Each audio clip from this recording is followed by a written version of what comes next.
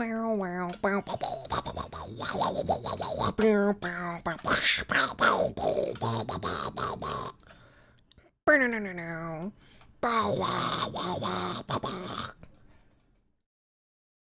was my dubstep impression. I hope you guys liked it.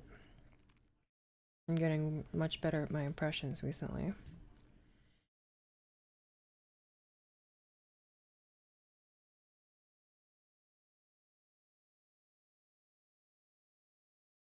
Okay. Time to type into the Discord server. Hello, I am live streaming.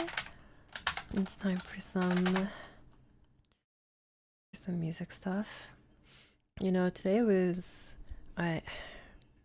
there's going to be another arranging one, but I haven't picked. Obviously, I have the Chopin one, right? That I'm going to do, but I also want to have like a I want to have like a more chilled out one that I do. So I'm looking into some. I don't want to do like Chopin again. As much as Chopin is cool, I don't want to have like another one. I have one Chopin and maybe someone else. So I'm looking into Liszt and Schoenberg. I know you might think Schoenberg is like the opposite of chilled out, but you know, we agree to disagree.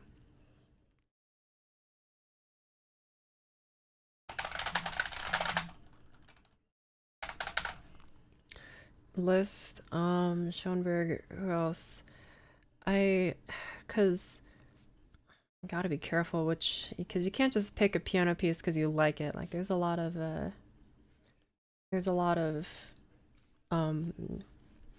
piano things that sound great, but they really only sound good for the piano and piano-esque instruments. And by that I mean like the celesta, the harp, the glockenspiel, the marimba. I know they're not like piano-esque, really, like they don't have the same construction, but it's mostly about like they have the same kind of, you press a note and it dies away, right? That's their thing. Like the glockenspiel, the vibraphone, the harp, what else did I say? The celesta, you press a note and then it fades away. As opposed to like, you know, a woodwind instrument where you have them hold a note and it stays the same volume. Or, you know, something like the percussion, like the timpani, that just kind of play a note and it just goes away instantly.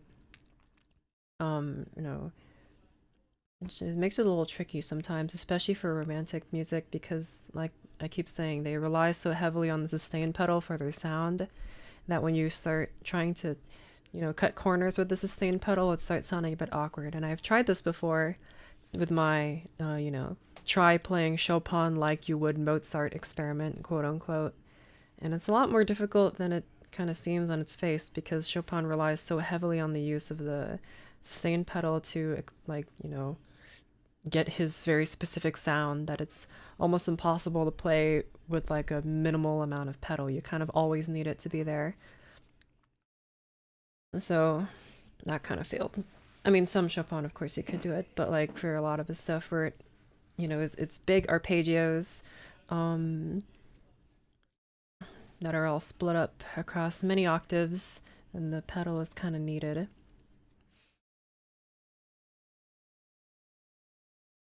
Personally, I'm not like a huge fan of that kind of style, but you know, it's fine. I call it the river flows in you effect. Nothing against the river flows in you. And really it was Chopin that does it, but I think more people will recognize river flows in you. It's the, you know, the very wishy-washy kind of sound that you get when you hold on the pedal and play chords. You hear it so often, so I'll give it its own name.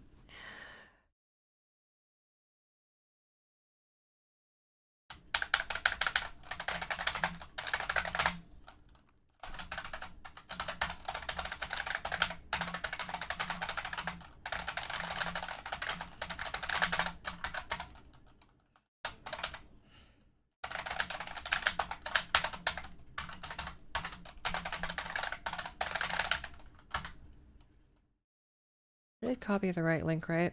Time to find out. Beautiful. Okay. Come one, come all. Welcome to my stream. If you're new here, welcome. And if you're back, why? We're gonna get back to doing the orchestra stuff.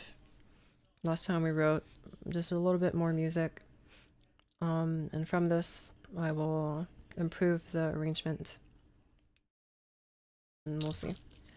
Today's been a long day, but a good day. And you know what?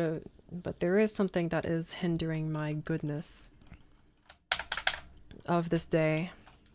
Very concerning, very personal. They ran out of blueberry muffins. And words could not describe my disappointment when I ordered one. And they said, "Oh, sorry, we don't have any." Just imagine like the saddest face you've ever seen on an anime girl. And then erase that because it's even sadder than that. I was very, very devastated by this news that I could not have a blueberry muffin because they ran out. So, I know you can't see the score.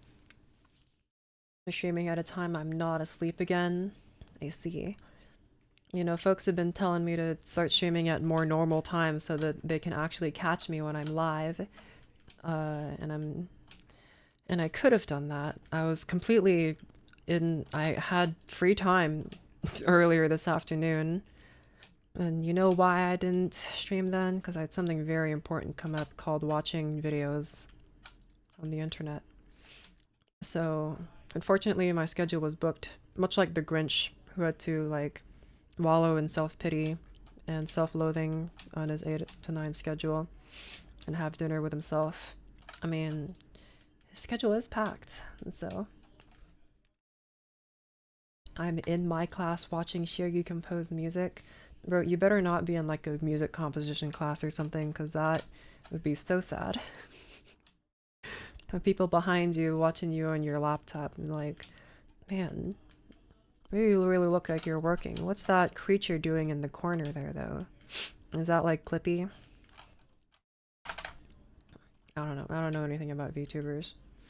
I was on Jason's stream like on it was like 2 days ago now, so I guess that was Sunday.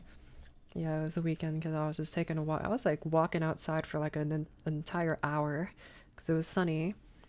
And I literally saw him like in our little private server. He was in the, you know, live streaming voice channel, so I hopped on my phone expecting to be like kicked out or something because you know, I hopped on my phone just to tease him a little bit, but I ended up calling him on my phone while on the live stream for like an hour, and I was out in the sun. Well, more than an hour. I was out in the sun for at least an hour, and I was very thirsty by the end of that walk. And I stayed on like 3 more hours after that in my room, but I'm in business studies class. What does that even mean? I mean, clearly I haven't taken like a business class before, but like, what would you even learn there? The dollar bill has George Washington on it. When you get your first truckload of money, make sure to throw it into the nearest hole. What else do business students learn? How to use AI to replace all of your employees and save money. I wonder how much money that actually saves them. I'm a little curious now. I wonder if there was actually like a study about it. I've heard nightmarish stuff about business studies from my friends. I do know one person who's going to a business major. I mean, I think it's like technically a business major, but like it's more like computery stuff. I'm not really sure how it works. I think he's going to school in like Arkansas or something. I can't remember. He's in Japan right now though. He's on like a 4-month stay over there to Japan, and as my friend Connor said, he's the biggest weeb out of all of us. So I'm sure he's having a good time there. Show me the notes. No, you gotta wait. Be patient. What was I talking about? Oh yeah, business. Because I'm in an, never mind. No, I didn't choose the business school. But all of my engineering professors, because I went to engineering school, all of my engineering professors would constantly make fun of all of the very stupid business majors. And they talked about, they told me during the coronavirus about how so many people, you know, they cheated on their things during the coronavirus for the engineering classes. And of course, that's not exactly a good idea when you're trying to, I don't know, design buildings and stuff. So they ended up not learning anything and subsequently failing the other classes. So, as one of my folks said, there was a hell of a migration from engineering to business after that. Biggest weeb, says the VTuber. I'm not gonna lie, I have this face because of an inside joke. And I haven't let it up. I'm still here. And trust me, when I say biggest weeb, you're just just just imagine. Just imagine. I'm so incredibly below this guy in terms of weebness. Like, actually so incredibly low.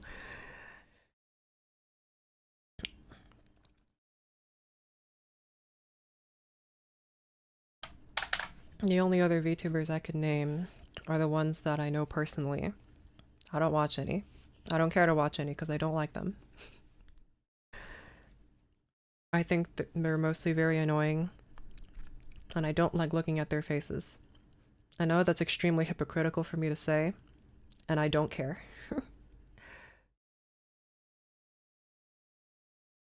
You have like every frame of Sailor Moon at your command. That just shows you 1% of my power. Sailor Moon's the exception, but only because it's so goofy. I love goofy shows. I refuse to watch good shows. That's my motto. I hate good shows.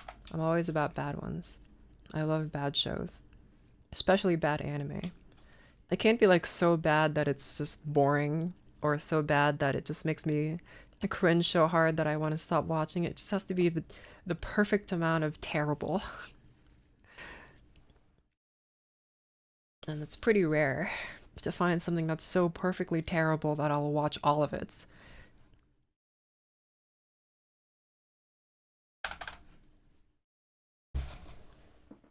Most shows that I end up watching, I don't remember the names of them. Don't remember any of the names of the characters either. Can't remember a single scene. I'll probably recognize their character design or their poster, like their front, you know, splash screen thingy.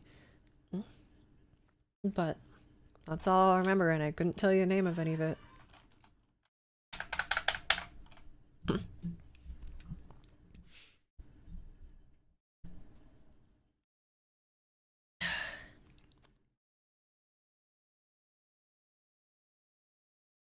I can't wait to go. I've been invited to go perform live at a radio station and a small venue in the coming month, so that's exciting. Not piano or anything like that. That's lame. I don't want to play piano on air. That sounds terrible. I'll be performing with my guitar, my harmonicas, and my voice.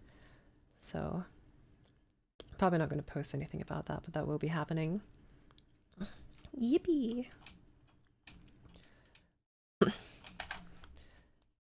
So, I'll have to get back to some folks with sets. So, you know, they can check my songs before I broadcast them live on air. But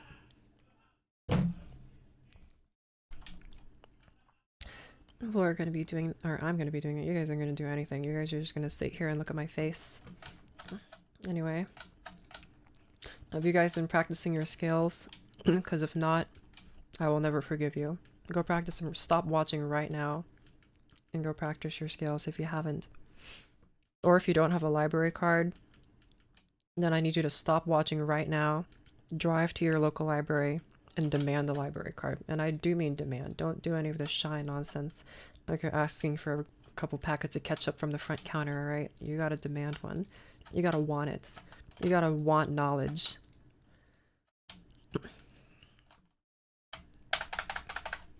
Okay. It's time to get to work.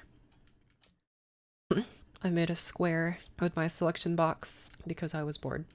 But now we started, so it's fine. This is what we had last time.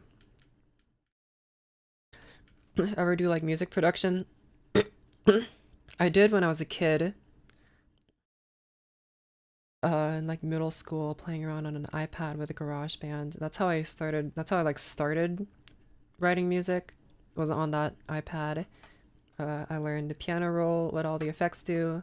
And I didn't learn the effects by like a tutorial or anything. I literally just tried every single knob in every single use case until I figured out what they do. Until after that, I moved on to like Logic on my Mac. And then I switched over from that wildly to classical music afterwards. So I wish I had saved some of those old projects that I had on my iPad. And some of those tracks are just lost now, but I do still have a few. But most of them are lost now, which is very sad. But it's okay. It's not okay. I cry every night knowing that those tracks are lost and that you guys cannot hear the magnificence of my genius when I was like 12 years old. It's a tragedy, but nevertheless, here we are. So what I want to do is there's some weirdness happening here. I really like these contrabassoons playing together, but they're not loud enough. And I do have these fun trombones here at the bottom, but unfortunately the contrabassoons just aren't loud enough, so I'm gonna have to do some like weird rebalancing stuff. But let's at least listen to these first few bars first, and then we'll get an idea of what to do.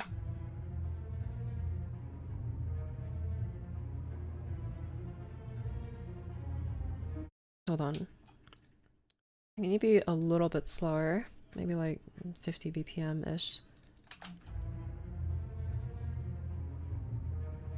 Just slightly faster, maybe like 52. Oh, oopsies.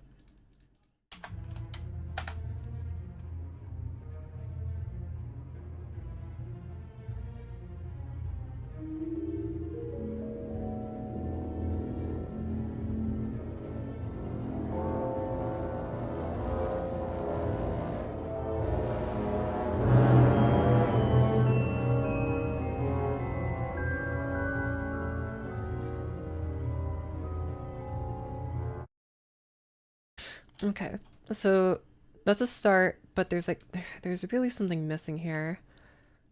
I think maybe I like this. This is fine. I think this celesta push is okay too. I think maybe it can be a little quieter.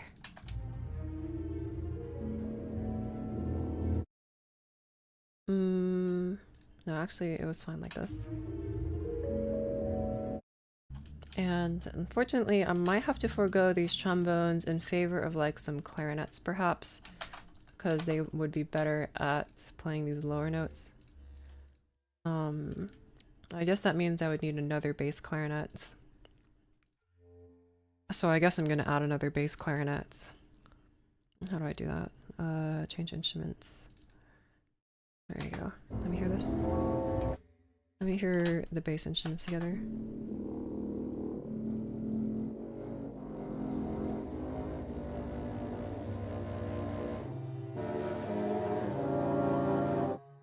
Okay, well I can't hear that at all actually. If I push you up, maybe I should be able to hear you now?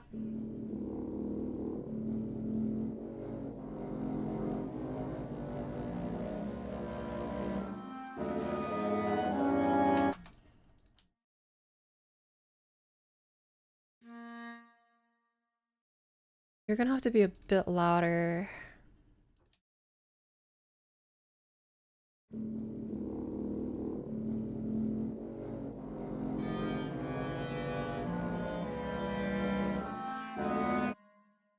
That's good. Start just a little bit quieter, please. Try again.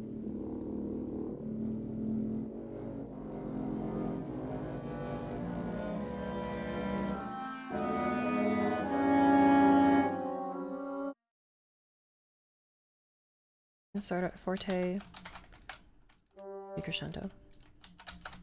Try this.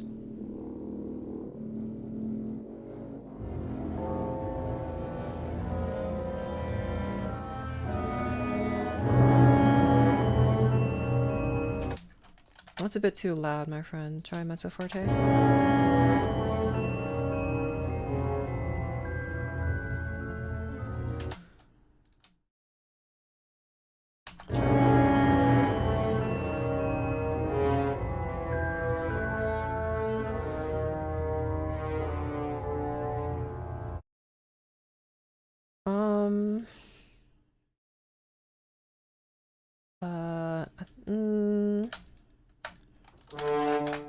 Please do your decrescendo a bit like this.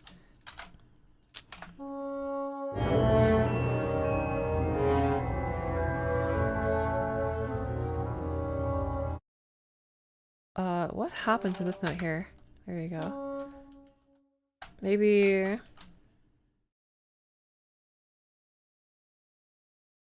could you be in the English? I think the English horn might be a bit easier to hear.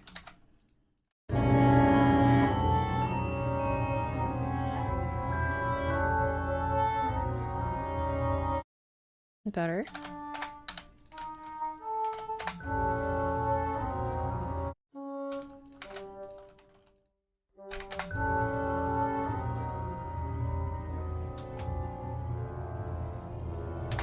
And I need there to be something a bit more intense happening in the strings here, because right now they're just kind of samey. And you're kind of loud, so I am actually gonna make it quieter.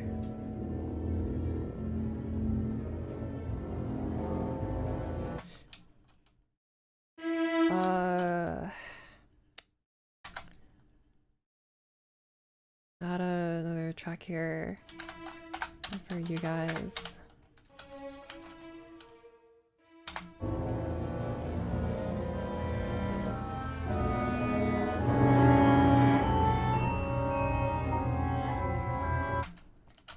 I have a different idea. To have trumpets accentuate these notes here. What's this? G and D flat, not D flat. Yes. I was about to say that's wrong, but that's correct. I got it confused for G flat and D, but it is G and D flat. Not that loud. Try again.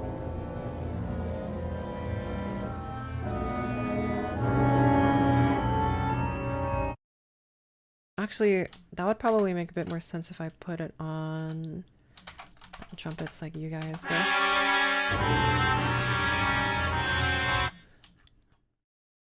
Just a tiny bit quieter, my friends. Try again.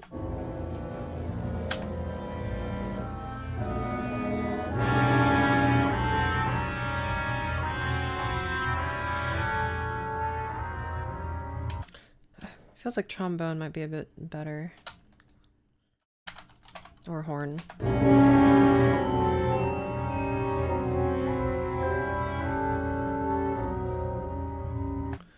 I don't like how sudden that decrescendo is. Start here on the second beat, or third beat of decrescendo. And also I just... Looking at this, I think yours is supposed to be like this. Which I'm not gonna lie, is kind of annoying to look at. But I'm gonna do it anyway, because I think this is actually the proper way to do it, where you split it down here in the middle. So I'm gonna keep it like that for consistency. Although it is like that in each one of these bars, so I'm gonna have to do something like this. And carry these ties over. And I think it's the same business over here with y'all in the trombones.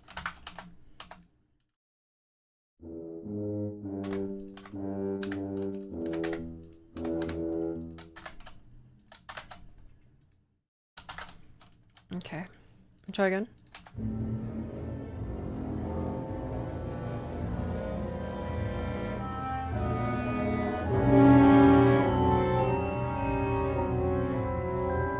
Hold on.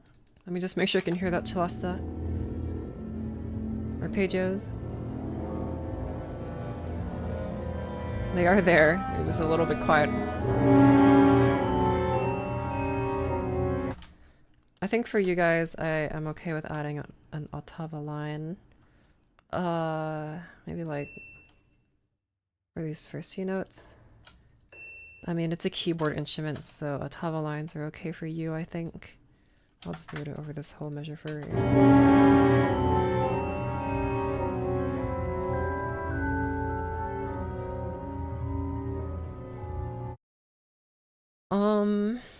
I don't want it to be horn the entire time. I kind of like bassoon, but I want it to start off with a nice, like, blaring brass sound. So I'm gonna bring back the trumpet, actually.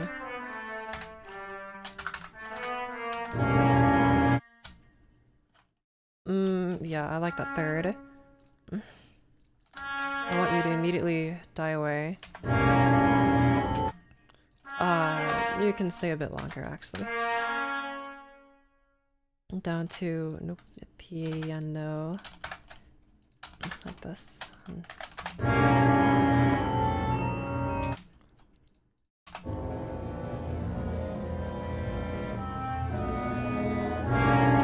That's a bit sudden, though. I think it needs to have some sort of whoosh, if you will. It needs a whoosh. And so I'm gonna employ the whooshiest instrument I know. The whooshy finger hold.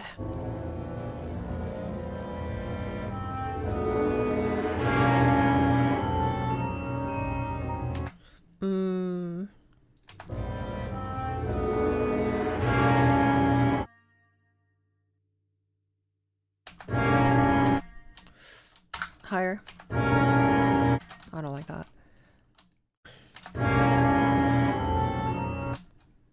Louder for you too, because you're a bassoon.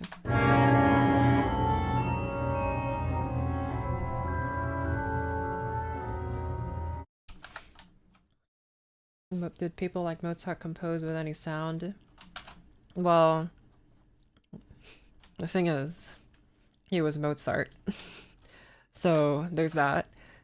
As for everyone else, I don't know. Even, you know, Holst himself, who wrote the Planet Suite for a huge orchestra, he was a trombonist.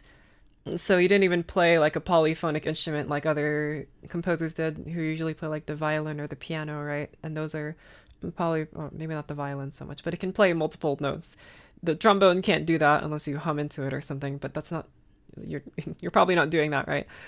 So I think what it mostly comes down to is that they were just better than us. And also they went to a conservatory, which I didn't. So I'm kind of using the sounds here on my computer as a crutch. But nevertheless, here I am still writing. We're also just good. Exactly. They were just built different. Probably why there are not that many major composers as there maybe should be. You might think that, you know, with how many people existed and probably wrote music, we would have more records of it. I guess maybe not everyone hit it big, but like there's only like a few like major composers. Whereas like if you move into whatever. They had to transpose too. I wonder if they actually did the transposing or if they just made the copyists do it. Because they might have just forced their copyists to do it for them. I'm not sure. Were people transposing their instruments and like, when did they start doing that? I can't imagine they always did that. Maybe they started doing that because I don't know. I don't play a transposing instrument, so I don't know like the history of that kind of stuff. How many of them had perfect pitch or really good relevant pitch? I think you mean relative pitch, but yeah. I don't think I have either of those. I'm really bad at that. I did ear training, so I guess if relative pitch is like recognizing intervals, then I can kind of do that. But then how the engraver do it? Yeah, that's what I mean. The copyist, the guy that you bring your score to, and they because of course they didn't have a printer or something. Actually, they did have a printer. It was called a person. It's called a copyist, and he just looked at your score and copied it, much like how before the printing press, you had your books handwritten by people. Much so, same with music scores. They had to handwrite the score and the part for every single instrument. So they had a bunch of you gave them your manuscript and they would manually copy it for the instruments, which is why it's not only it's you know that story about how Mozart composed an overture in the morning of its performance because he forgot to write it. It's not only did he write that score in probably the messiest handwriting ever because he wrote it in probably like 2 minutes because he was Mozart, but also it's an entire orchestra that he's writing for. Even if it's only like a few players by today's standards, it's still like probably like 40 to 50 people that the copyist had to scramble to write parts for each person. Maybe some people have to share, but that's still a whole lot of pages, and it's an entire overture. Unless maybe there was some kind of shorthand that they used or something. I don't know.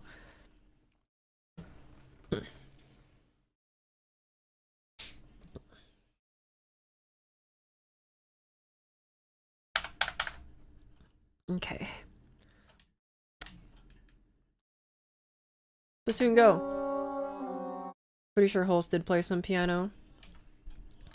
That's fair. I think most composers probably do play the piano because the piano, it's very easy to visualize music on the piano compared to other instruments. It's very easy to communicate with other people because it's very easy and simple to show intervals on a piano, right? It's very easy to show range on a piano, whereas on something like a horn or even a guitar, it's a little more tricky to show off intervals because there are on a guitar there are six or less or more, whatever, around six, like I don't want to say voices, I guess voices. Well, there are, you can basically think of it as six keyboards if I'm going to obtusely and offensively characterize the guitar in that way, but you know what I mean. Like the piano is very simple. Each note has one like button. This button here is always going to play A. This button here is always going to play C. And they're all separate, and it's only going to play one kind of C, not any other pitches.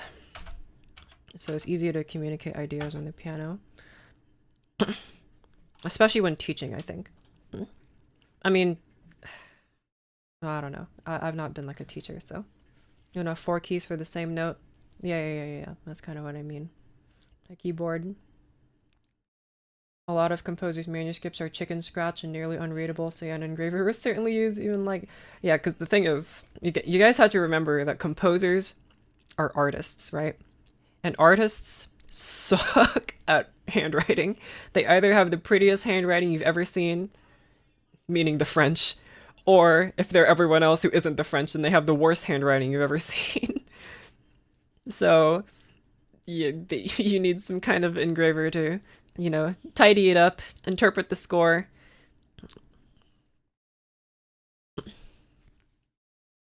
Or program assist is MuseScore for MUSCSCORE, number 4. Okay. Let me hear this one more time.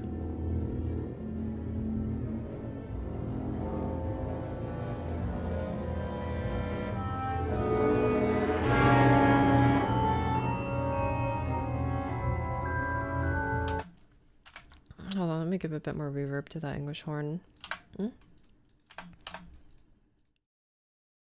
I'm considering trying contrabasses for these notes. I don't know, something about this isn't very loud. I could try it on like tuba. I didn't really want to pull out the tuba yet, but I can give it a try.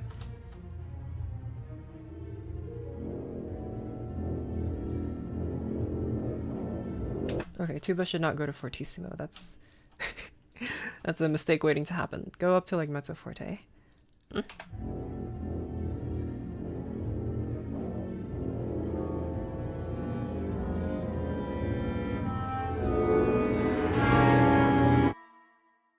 I really wanted the contrabassoon here. It's just not loud enough.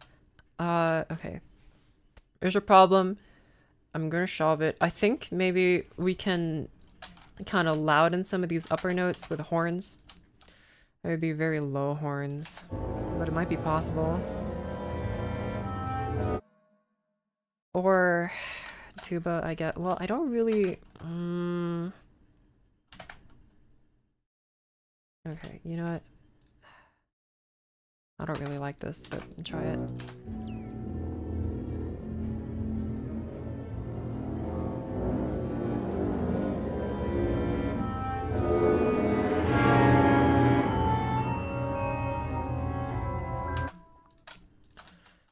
I could try it on tuba an octave higher. Try this, my friends. Try this.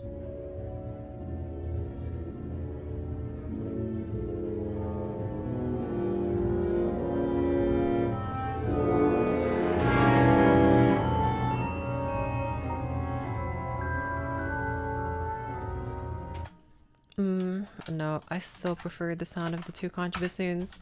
I'm extremely partial to this sound, so I'm gonna keep using it. I'm just gonna have everyone else around compensate for the lack of volume that the contrabassoon has. As it should. Try again.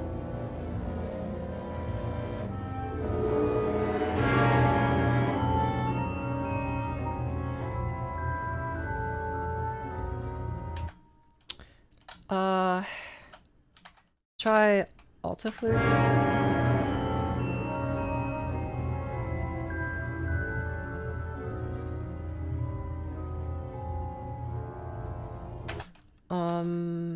Hold these notes a bit longer, please. Both of you.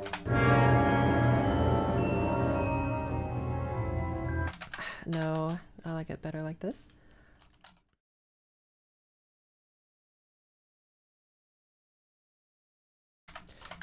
How about instead we have first trombone. Try again.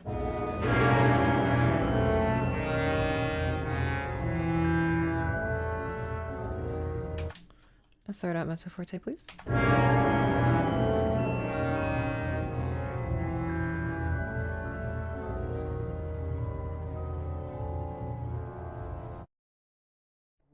Hold this note till the end.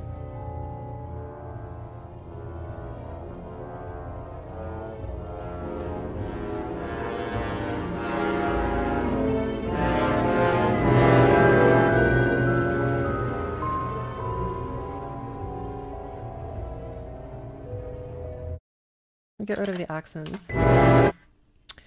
And these horns, they have a little bit too much fullness, and they kind of overlap too much with the tubas, I think. So I think I'll put you guys maybe in the contrabassoons again.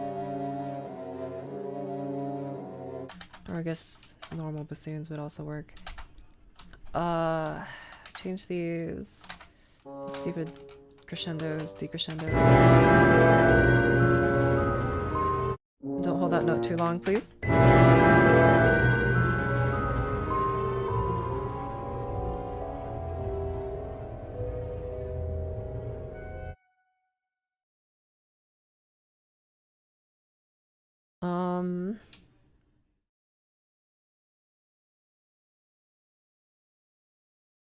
Okay, I'm gonna get rid of this part here because I don't like it. Okay. Can I hear this?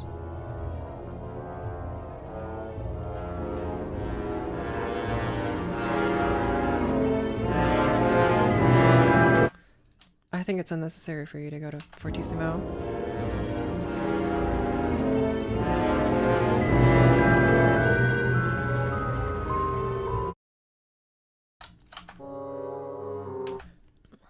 And I need you guys to be louder. Loud.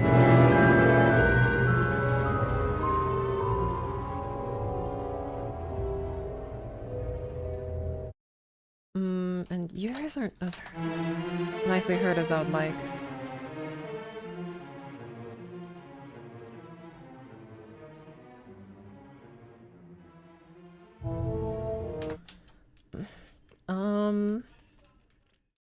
Okay. Let me try one more time from the beginning. I said from the beginning.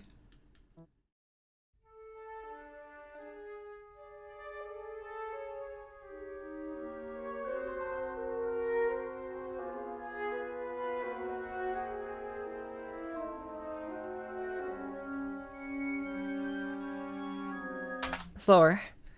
You're adagissimo. Slower. Try again.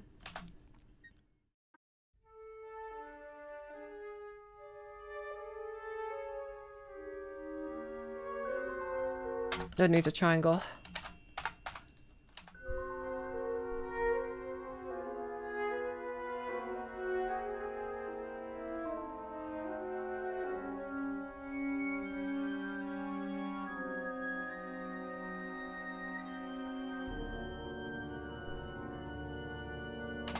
That chord needs a little bit more bites. The horns are too nice. They're okay here.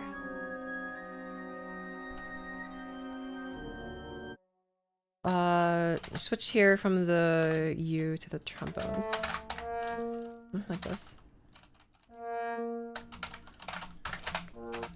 Like this. And try again.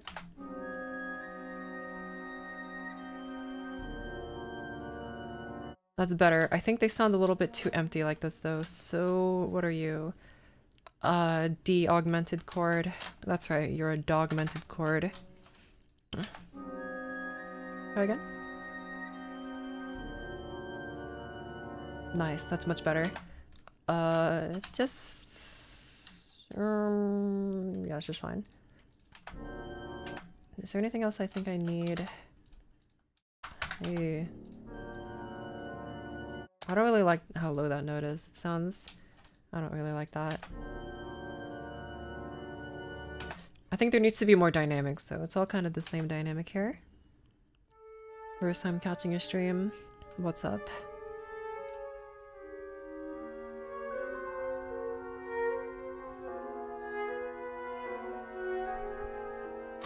Here, put this as a placebo mark here. And then have some more dynamic movement like this.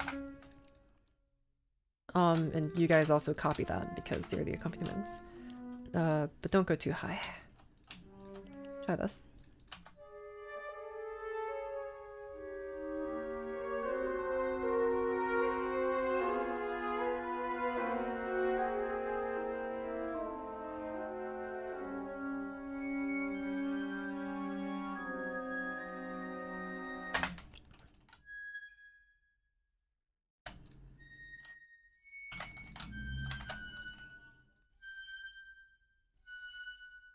And try this. Actually, no, that's it.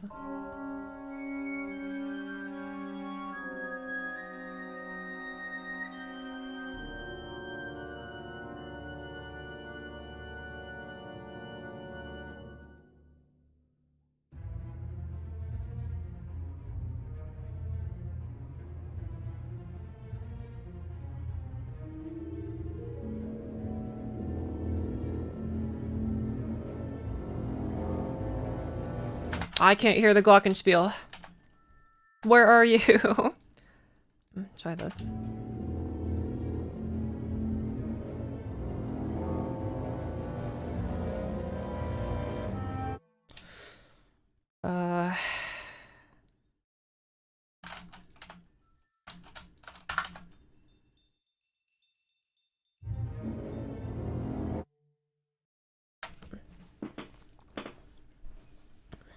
What is this software? It's MuseScore 4. MUSCSURE.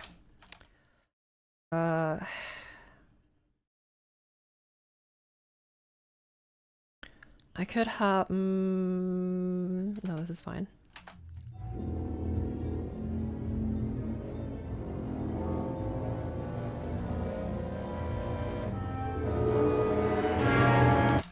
I think maybe forte is a bit much.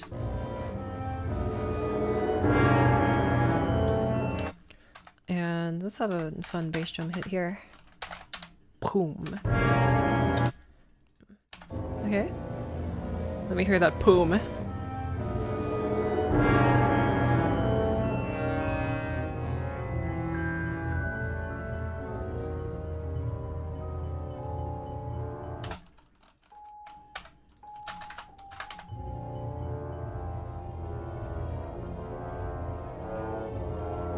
I want a snare drum.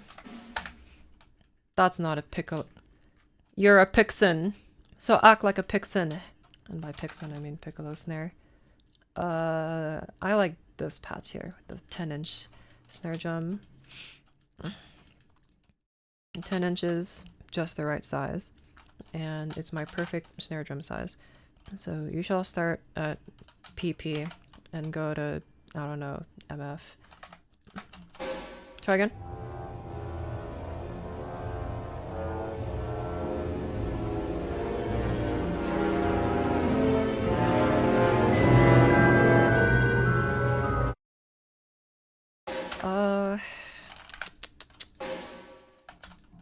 Do a decrescendo here.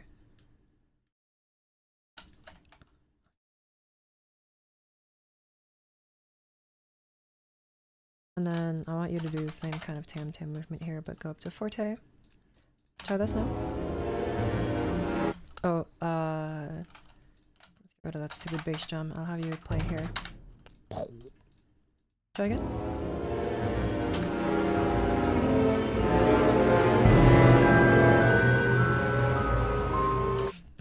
I just realized the tom-toms ain't doing nothing. Well, it's time to fix that. Not fortissimo. Go down to piano, please. You start at pianissimo.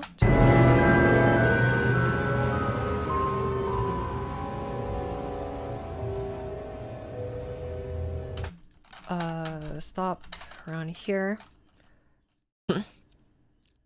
Boom, boom. And piccolo snare, get out of here for this.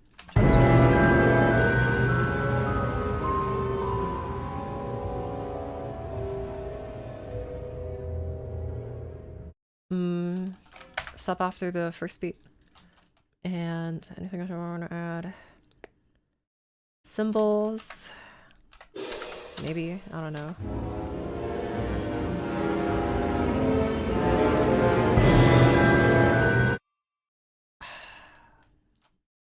Maybe, I think that cymbal is way too loud though, so shut up.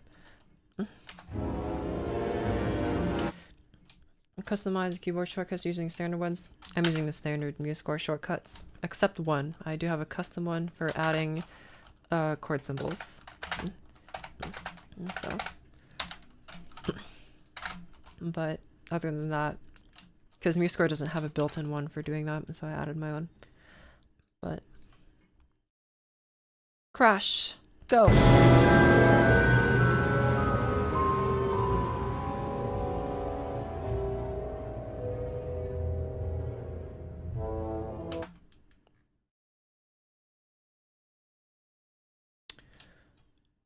Okay. And I think I want to add like one measure before here for like a little bit of exposition, I guess. I think moving directly into the solo ain't gonna be no good. And so start here with a teeny tiny bit of something something. You go right here. And you guys gotta be playing at pianissimo.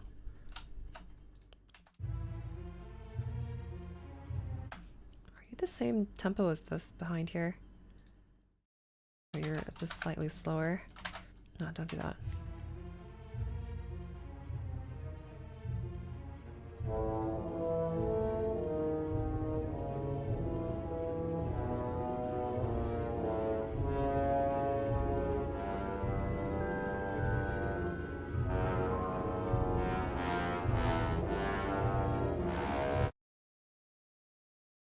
Keep the tuba over here, please. I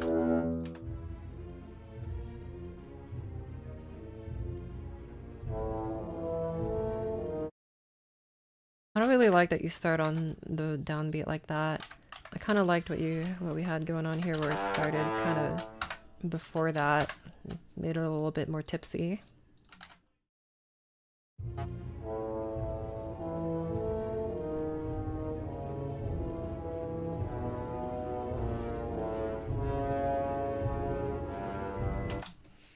And I needed to get much louder than that. All of you, shut up. Go away. No, not that. Let me get rid of all these, all you guys. Or, hold on, I accidentally got rid of the expression mark instead of the dynamics.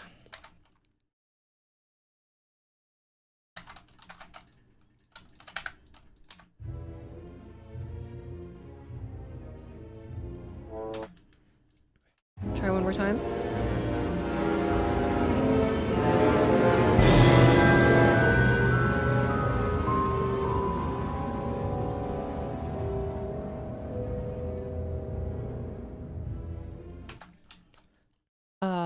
And please, pretty please, slow down here. Slow down.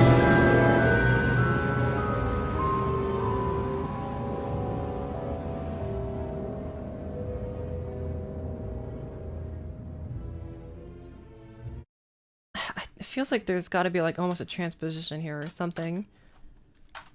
I'm not sure what it would be though. What note is this?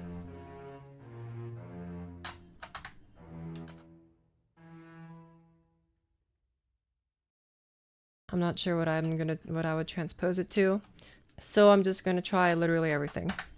Move down like 2 steps, I guess.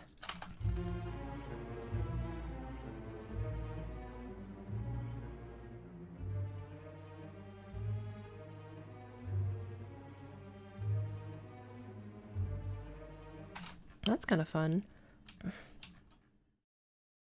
And so all you guys are getting moved. Get moved. And so to you. Not the percussion though, because that's not how they work.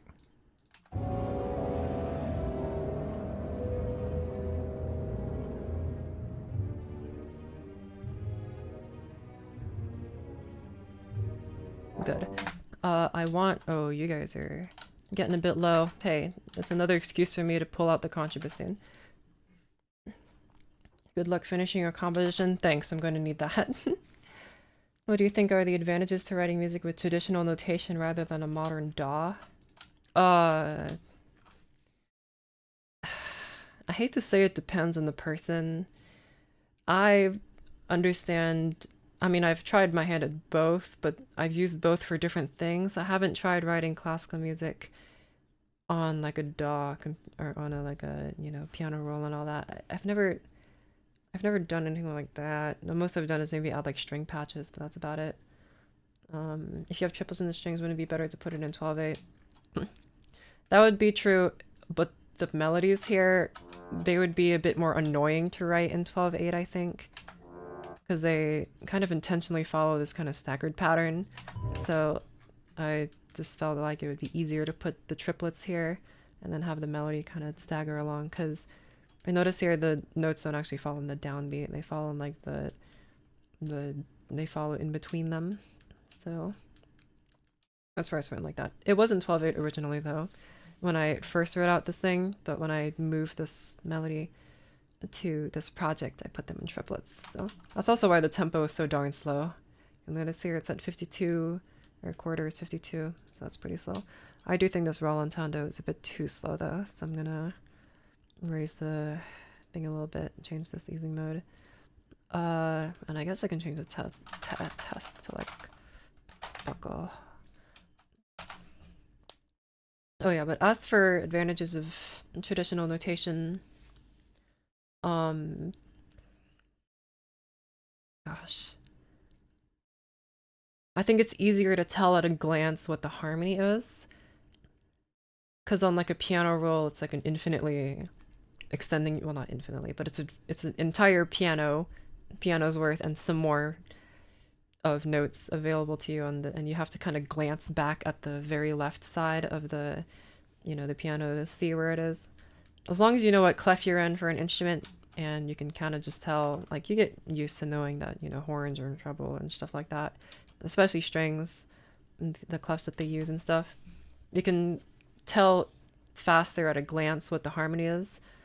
I mean, you could also just write the chord. I'm sure you can do this in a DAW too, where you just like write the chords underneath, which is also, that would probably be way better than either of those options than just looking at the harmony. But I guess it's one advantage. Another advantage is that this is the language that actual musicians, actual classical musicians, I can't believe I just said actual musicians, that actual classical musicians will understand. I'm sorry. I meant actual classical musicians. Like if you gave them like a piano roll, I don't they I don't think they'd be able to tell what the heck they were supposed to be doing. Maybe you could give them like a what the heck is that like the falling notes videos where they fall into a piano and you could show them some of those videos and say play this. That'd be kind of fun and also really dumb. That'd be fun.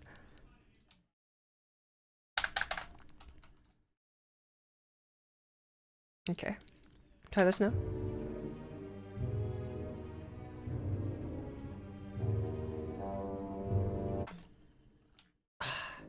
I so desperately want this A flat to be in the low notes, but the contrabassoon literally cannot play this A flat. It's too low.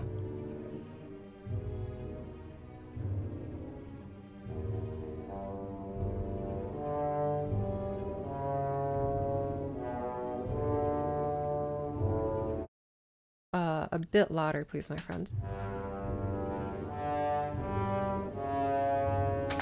It needs to be a bit more ominous than that, I think.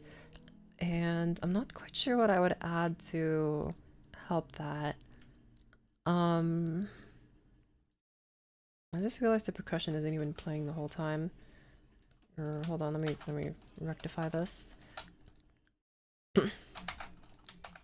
Time for sub-contrabassoon. I wish I had a sub-contrabassoon patch. Isn't the sub-contrabassoon like an experimental instrument though, made by like one guy or something?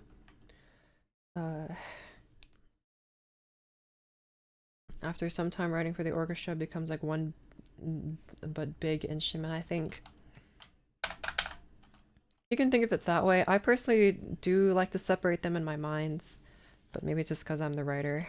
But I can't understand the idea of like each group is like one instrument.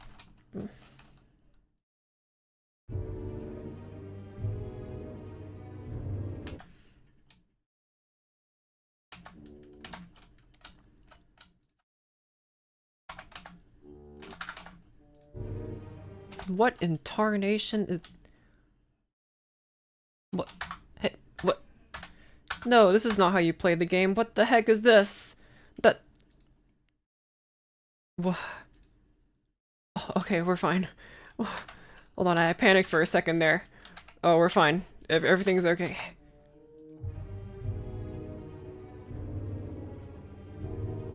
A little bit louder for you, please. You know what? More bassoons. Just have all the bassoons playing this, that's fine.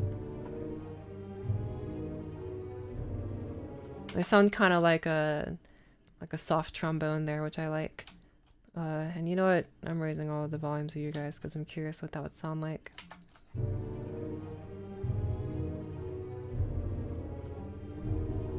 I like these non-musical timpani.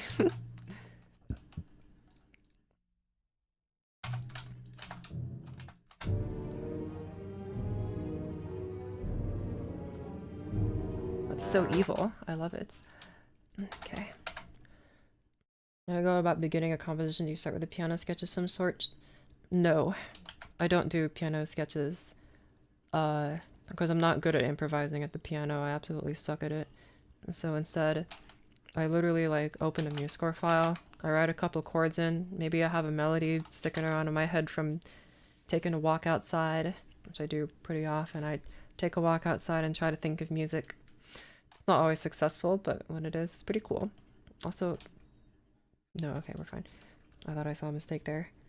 I did try to start something in the last stream, which I will probably get to after I do some of this. I'm not sure if how much more progress I could make on it, but as for starting a new project, usually I start a new project because I'm immediately inspired by something I've heard.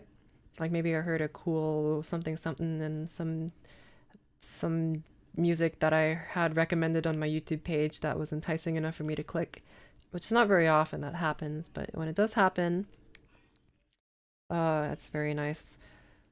I try to write something kind of like what I heard because I like, you know, what I heard, and I pull up the score for it and I ingest its orchestration techniques and then vomit it back out onto the screen. I did that for my first orchestral piece a whole lot, and it ended up being like a bunch of figgy pudding, but I did it nonetheless. And I use what I know about harmony, which is kind of mostly like a baseline understanding of harmony. I couldn't tell you what an Italian six chord or a German six chord or a French six chord or an American six chord or what the Bush gas gambit defense is. I don't know anything about that, so I just use I have my little cheat sheet pulled up here with the musical iguanas of truth. They know all there is to know about theory and arranging. We're gonna try to go without them today and try and steal our nerves and make it through it. But if we need to, we'll ask them for help. But I have my chord chart here, which I consult, and my custom chord chart, which I also have in case I need it. Circle of fifths, which I don't really use that much anymore, but it's there if I need to explain something. I have a bunch of instrument ranges here. And as I tell you, wow, the piccolo sounds like whistling and piercing here at this range, and it's impossible to play these notes. And here at this range, the oboe is penetrating, and it's also high and penetrating. And then I have all of these screenshots here are pulled from Korsakov's book of orchestration. Using for this infinite canvas stuff, this is pure ref. P-U-R-E-R-E-F. Pure ref. It's a reference board. I learned of this software through Blender Guru. When I more actively did Blender projects, I would shove a bunch of reference images here. And so I do have other like image boards, which my software will not let me open, even though I am pressing Control O. Do I have to manually right click? I sure do. It's Control L to open.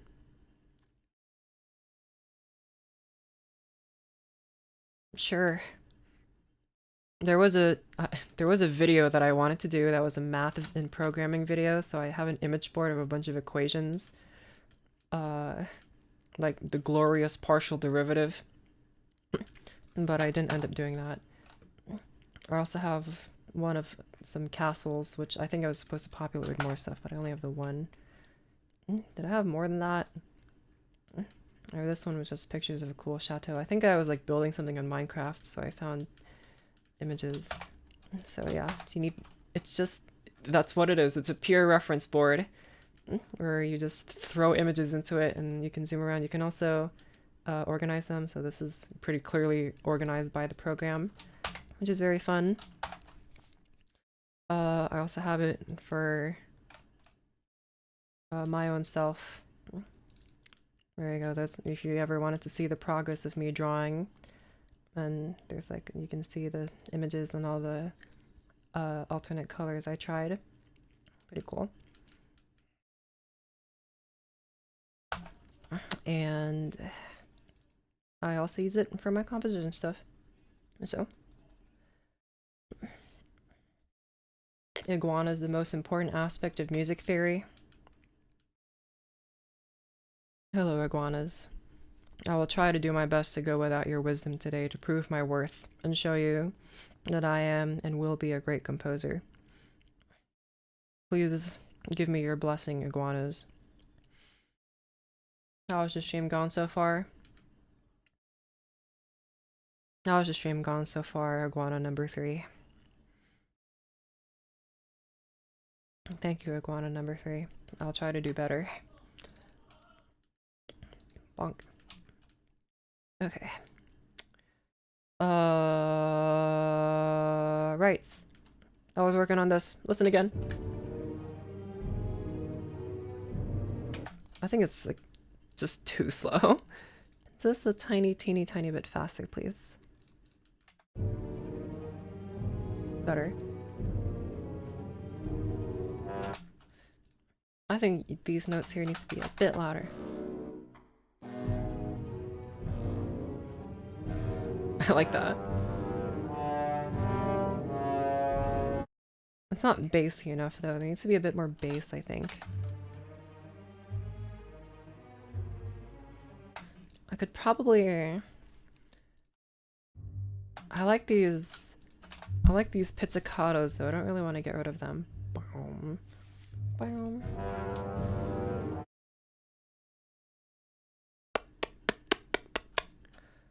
How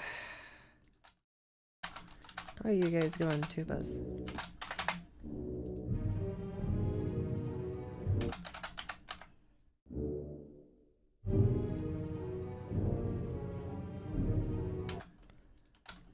And so I can put you guys in the fun contributions.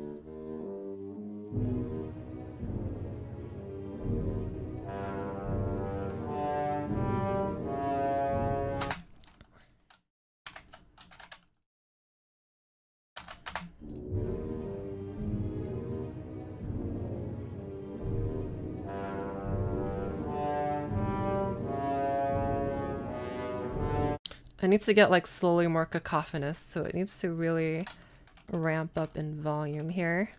Is there a story behind this piece?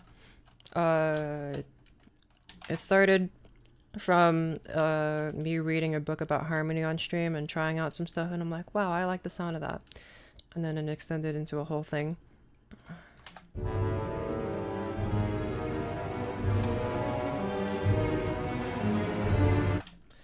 Yeah, it needs to get real loud. So everyone else needs to amp it up. Especially you, bass trombone. Loud and proud. You guys, since you're tubas, you can kind of chill out. You contrabassoons, you're gonna have to be a bit loud, so do that. And then as for percussion, I don't want you to overpower everyone, which is something I am afraid of happening. So I'll have you go to mezzo first, but we'll see.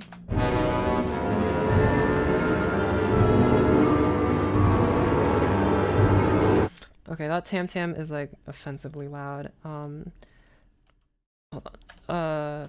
Shut up. And have a... okay.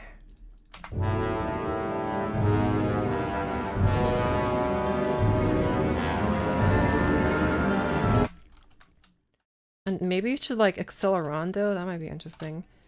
Where is Akel? There she is. Where?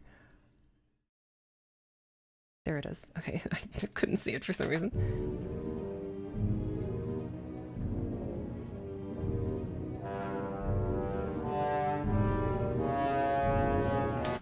You know what? I'm going to actually...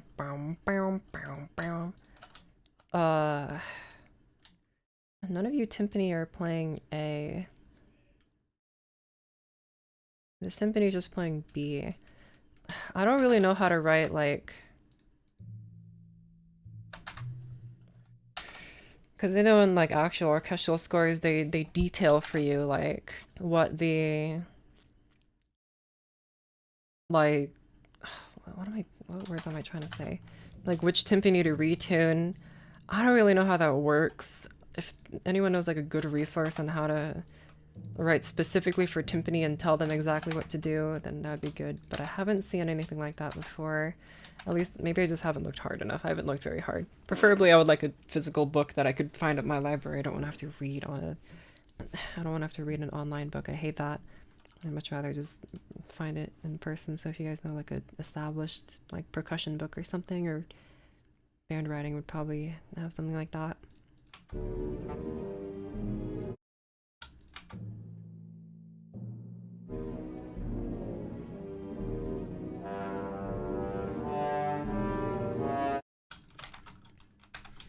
You guys can take turns playing, I guess. Why not?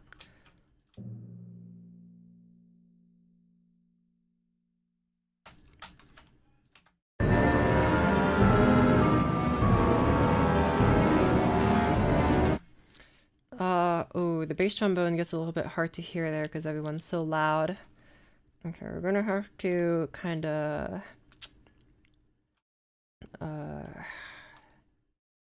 slow down there, bud. Slow down there. Slow down there, buddy pal, bud. I know the contrabassoons are gonna be a little quiet. Oh yeah, I freed up you guys so you can play this.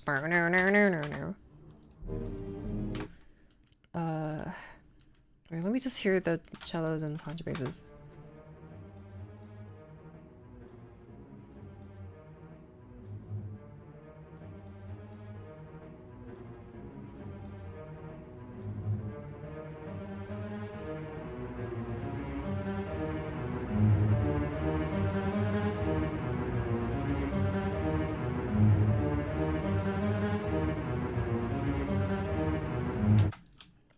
Good, I like that. Try again. And for you, I'd like try something like this. Okay, go.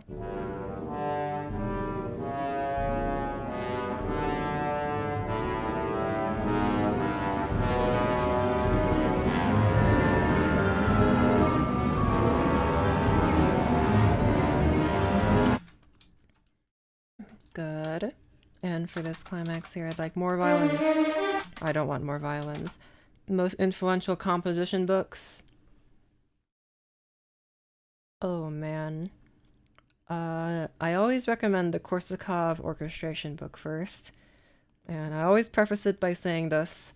The Korsakov orchestration book, very helpful. Ish. It's I like it very much for one particular reason, and it's very opinionated. Korsakov is very opinionated about how the orchestra ought to be written in order to achieve a very well and even sound. He is very good at at balancing the orchestra and making it sound, you know, perfect, I guess. And he's of course part of that romantic style and that Russian school of thought. And so he's very good at balancing the entire orchestra, especially large orchestras.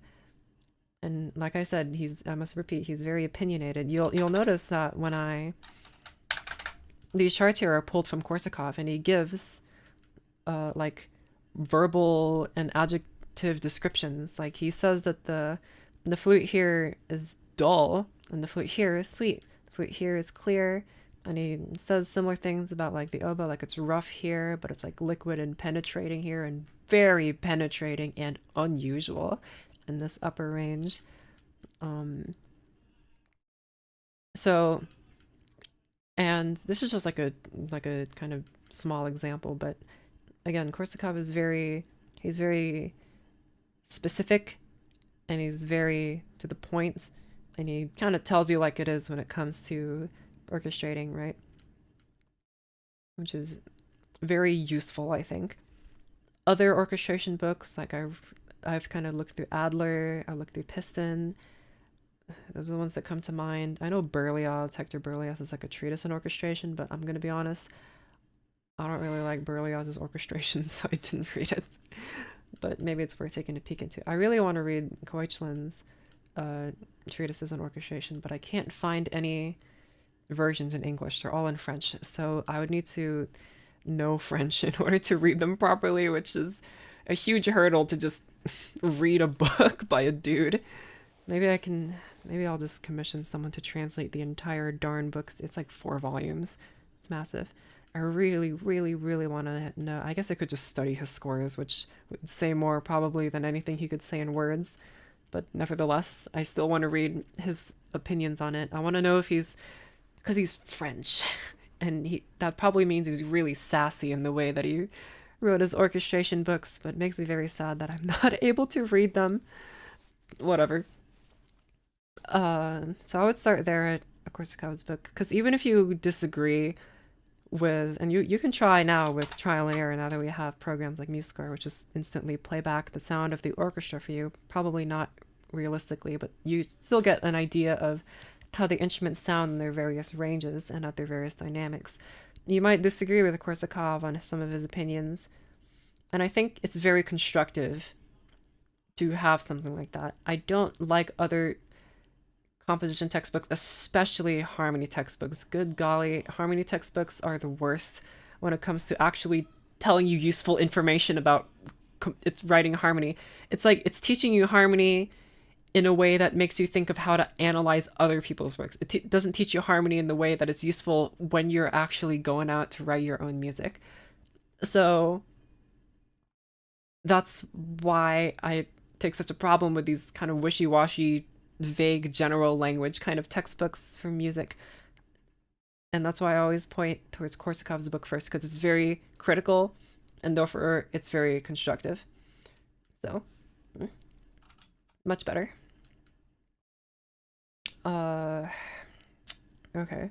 What was I doing here? Let me continue these fun to mini parts. And I think I needed like a bit of noise here. So, try this.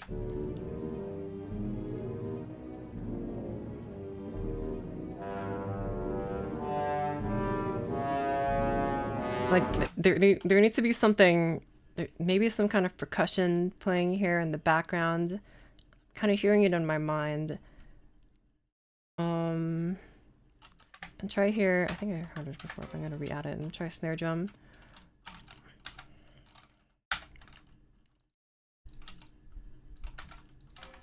And copy these fun dynamics. Add tremolo here. Doink. Also, the snare drum sound is so darn loud. I'm trying to use the snare drum. Shut up.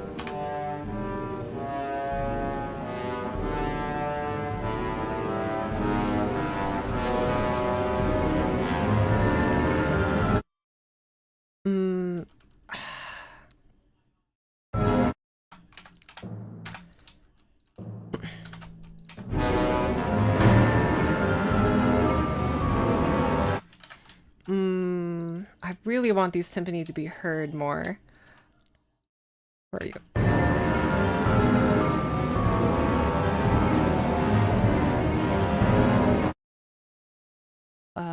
And I'm starting to fear this bass trombone is kind of getting lost here.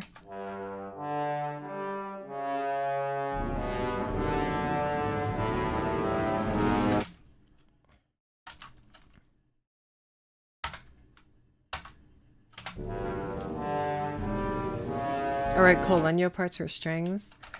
I don't think I have in anything that I've ever published. I have tried it, but again, not in anything I've ever published. So, no. I mean, I say published, I'm not like a published composer. By publish, I mean upload to YouTube. So, don't go asking me for how to get into any sort of musical composer contract or job or anything, because I ain't got nothing like that.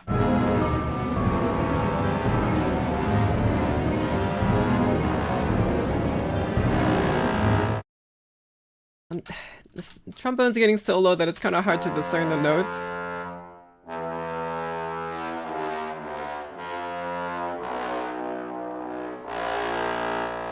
I mean, it's easy when you hear it in isolation, but when I hear it against everything else... It gets kind of lost. Which I don't like very much. I think maybe this means I just add more trombone.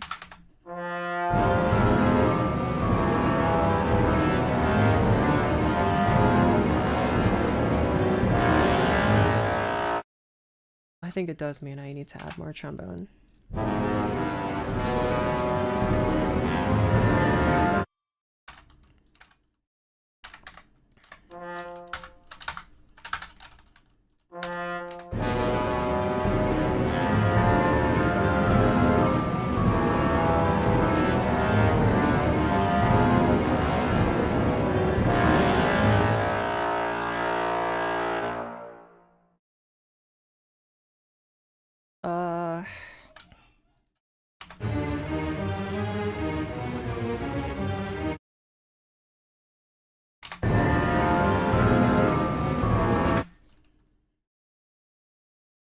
That B to B flat on the bass bone is a bit awkward to play. What's B to B flat? Right here.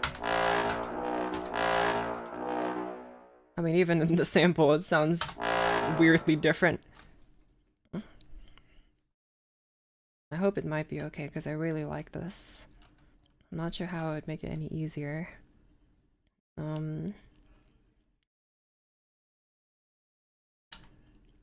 You're telling me that the bass bone isn't boning it enough.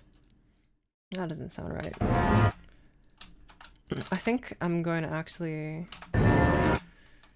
lower the volume of everyone here, so it's easier. I might actually extend this crescendo to be a bit longer.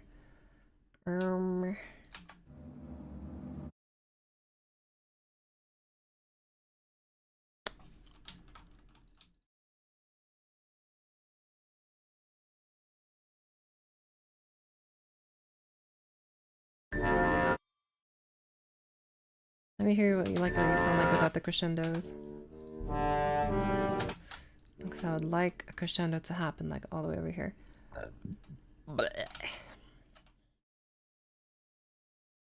Crescendo. Crescendo. And crescendo for you. I'm not sure where your crescendo in 2 for you, but just add some mezzo fortes around, and I'm hoping that it'll sound okay. And share this. I'm going from B natural trigger, which is a very flat 7th, not very possible to play, to a pedal B flat in 1st. Oh man. That's so sad.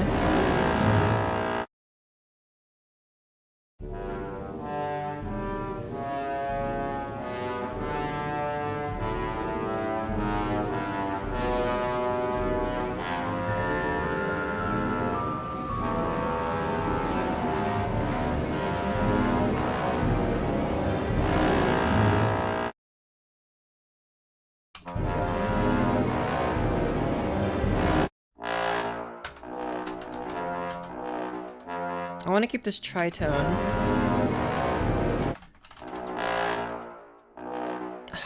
I don't know. I really like this movement, so I'm not sure what I would replace it with.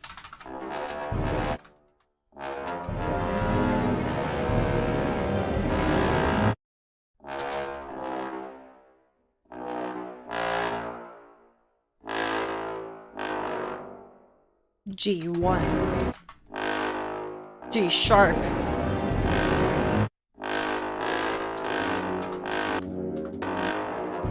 A flats. Is that A flat? It sure is.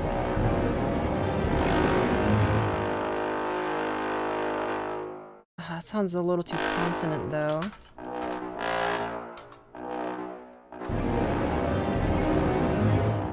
I guess I could just have you hold B. Oh my goodness.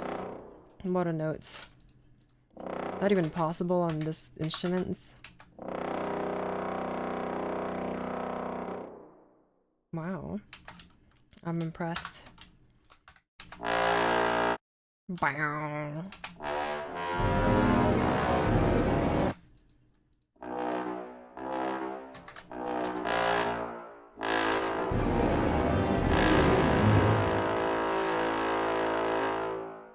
An A works here. That's possible on a contra. It sounds like maybe I should just employ a contra trombone then. A contrabone. I think the string's gotta...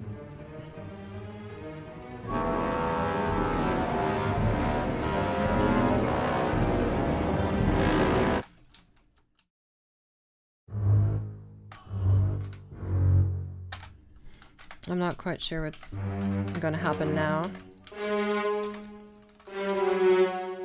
So I guess we're gonna find out. Also, a violin cannot play a G flat. Man, why are all of these notes just slightly too far off for you guys to play? You can't play a G flat. All these notes that I want you to, you're just ever so slightly not low enough. Oh my goodness. I guess I could transpose all of you up like a step. Maybe I should.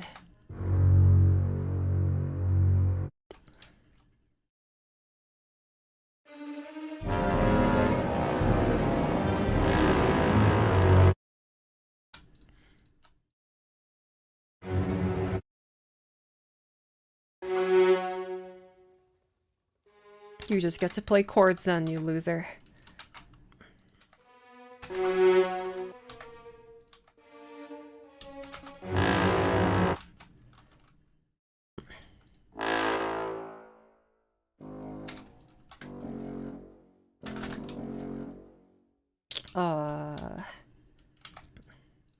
I think more instruments are gonna have to get in on these triplets.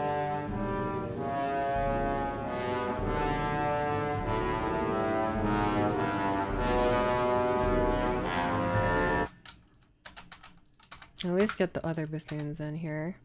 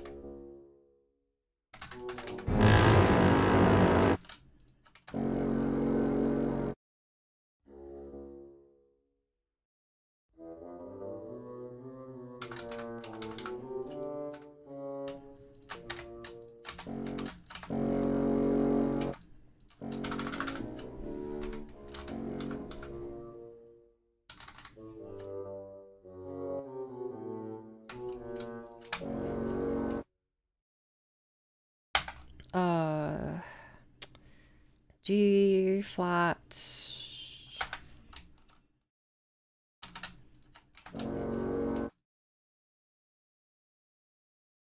And then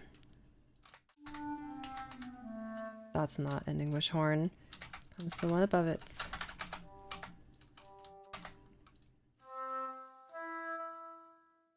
I have 4 oboes, including an English horn. Let me hear you. Beautiful. Try this.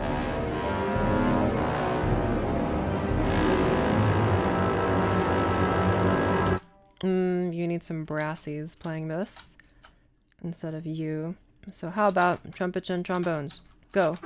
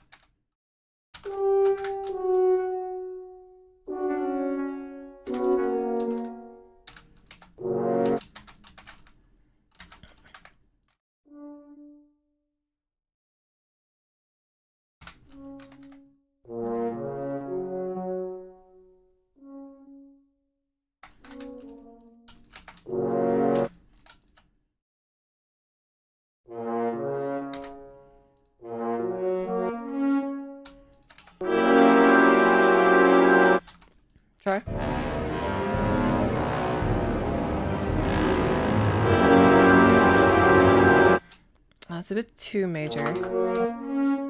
Get rid of this D.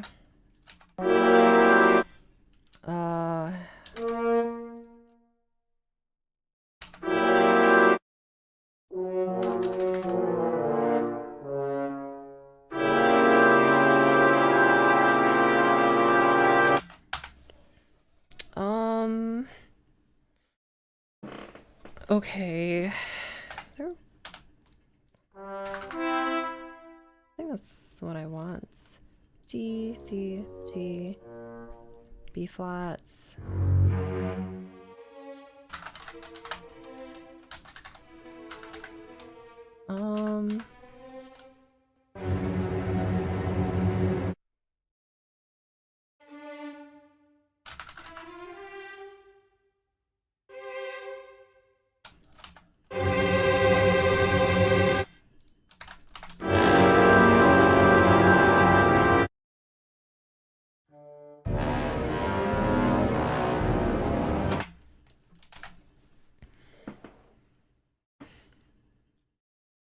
Let me think for a second.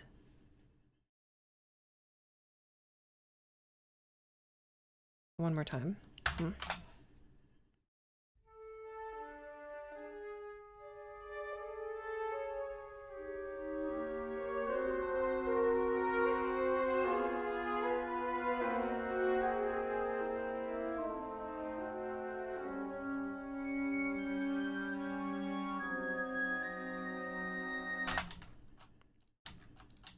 You guys start at pianissimo, not piano. Try again? From the top. I said from the top.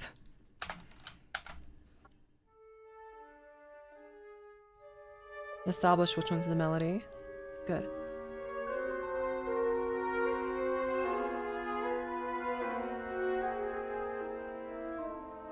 I can't hear this. You can do a decrescendo though if you want.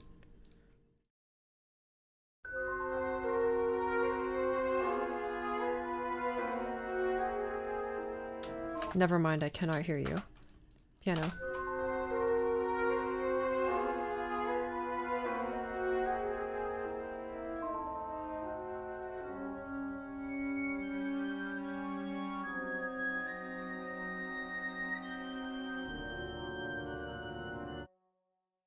Silence you.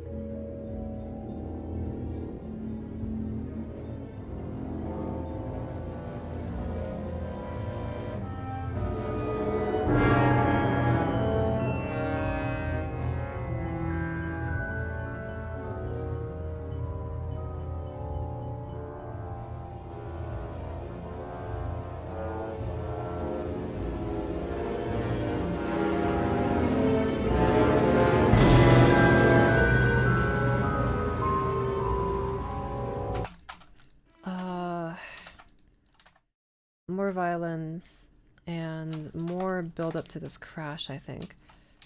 Maybe not the Biette cymbals. Try the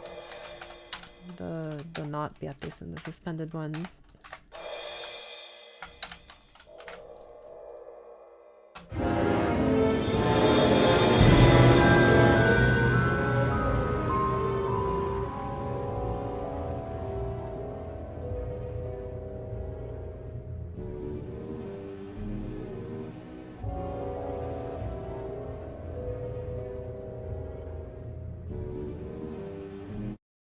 Okay, I'm kind of liking this. I think there needs to be a bit more of a pause somewhere here. Also, there's 2 4/4s. There needs to be a bit more of some kind of repose here.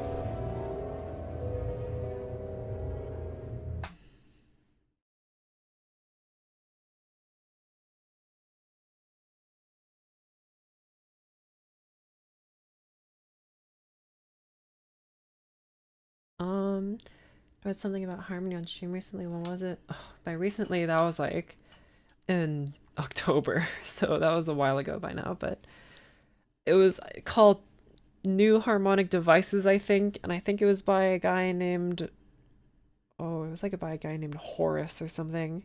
It was a real fancy name like that, Horace Miller or something. I just remember the book was called New Harmonic Devices, because that's the book where I learned about chordal harmony. I didn't really explain it. It was more about Horace Silver, maybe. I don't quite remember. His name might not have even been Horace. That might have been another book that I read that was had similar contents. That name just sticks out in my mind because it's so fancy. So I'm not so sure.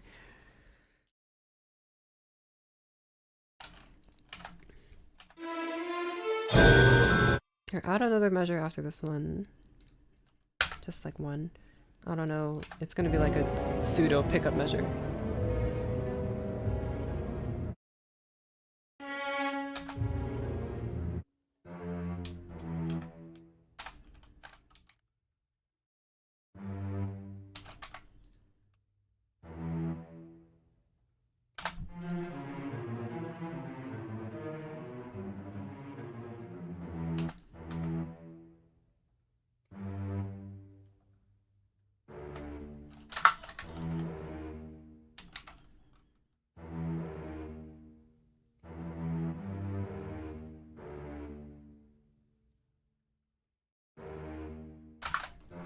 What?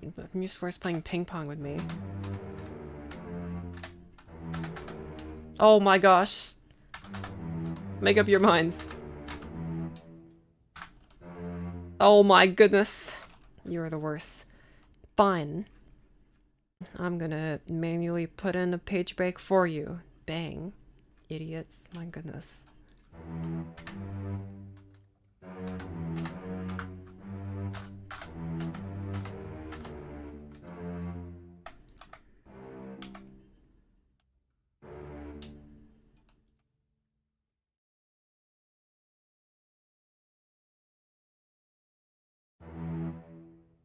Horace Miller. That was his name. You're right. It's way past my bedtime. I can't believe you. Oh.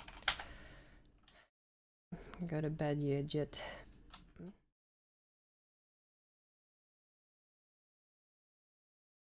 Why is there Arco written for you? You ain't gotta be no Arco. You're already Arco.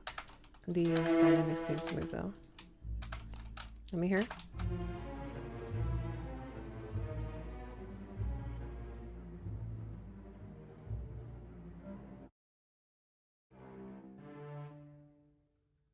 And like... just like 2-4 for you. Hmm?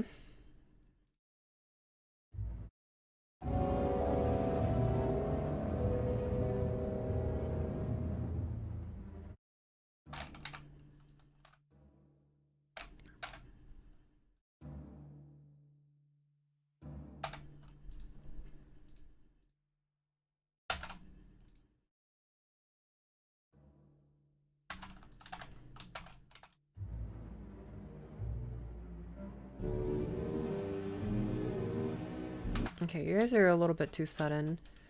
So... shush! Same with you guys in the tubas. As much as I like you guys, and I don't even know if it's possible for a tuba to play pianissimo, but nevertheless, we're gonna give it a try anyway.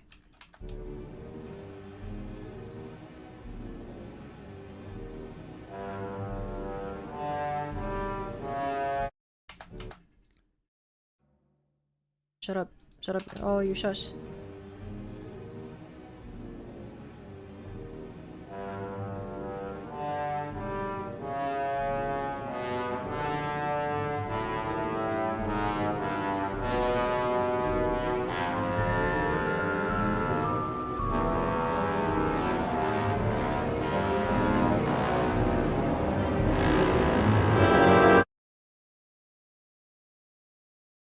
ears are gonna have to be a little bit softer.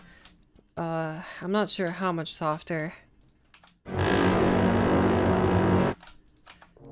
It'd probably be softer if I just put you in woodwinds. Try clarinets. I studied music formally. I studied music like piano performance. I did learn music theory from a tutor, like for elementary through high school. So around 10 years from second grade.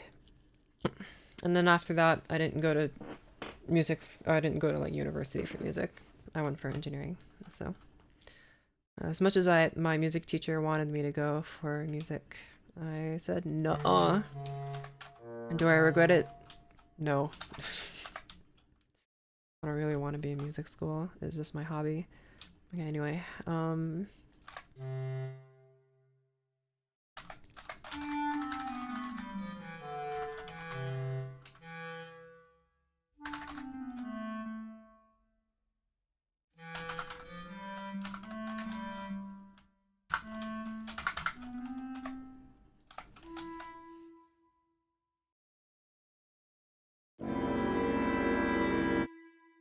good.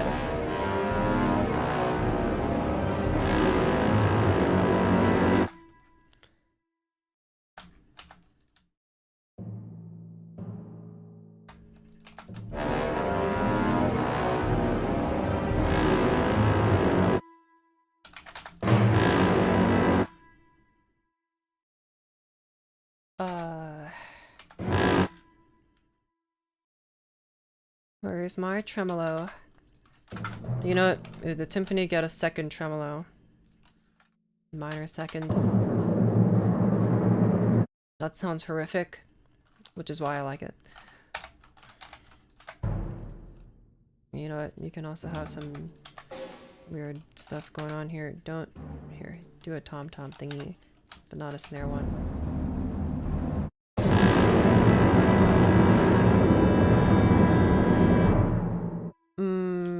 Not quite cacophonous enough.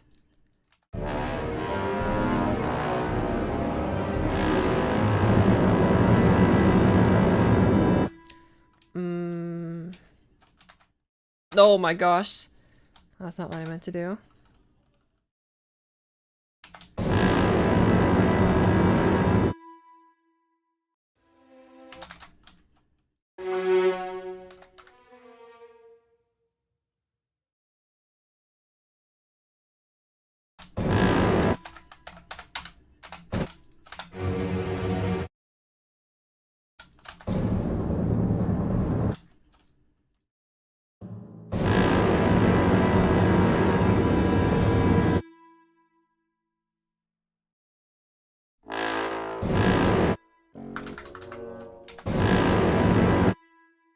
I don't like this E, I think.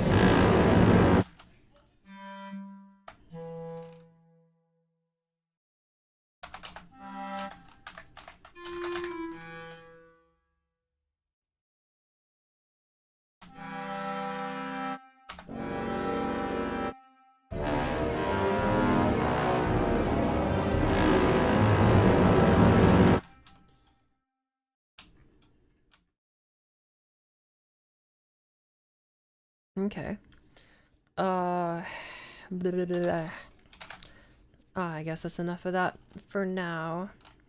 Let me go listen to my other project, and if I get inspired by it, I guess I'll keep writing for it, and if I don't, then I guess I won't. This is the one that I started last time. You remember what it was? Because I don't. Let me listen to it. Go.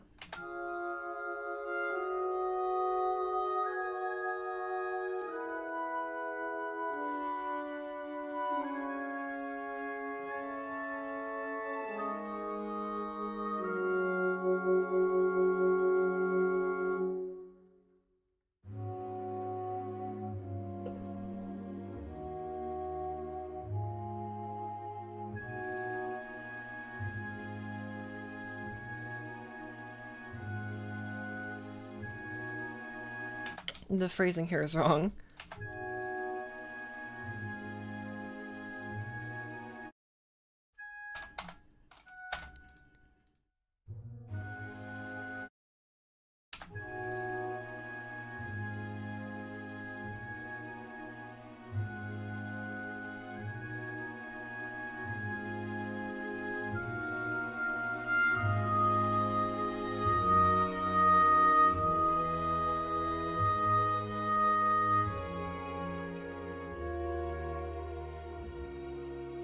Okay. There's immediately something wrong with this. Try this. Dang it. You guys are too low. I need this to be a bit lower.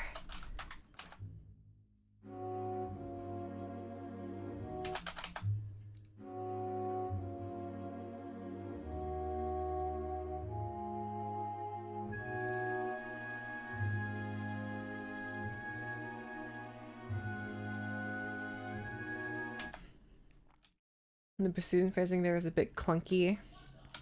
These. I mean, they sound very ghostly here, which is why I like them. I know they're pretty high notes, though. I ought to tie the notes that are similar, though. At the end of the phrase. Oh, here.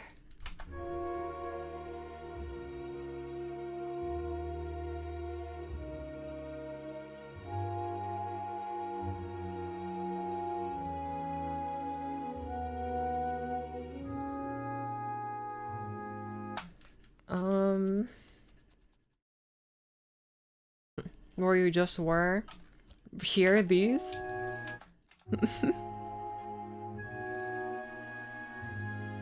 Oh, how they just instantly fall off. You wanted me to hold them like this?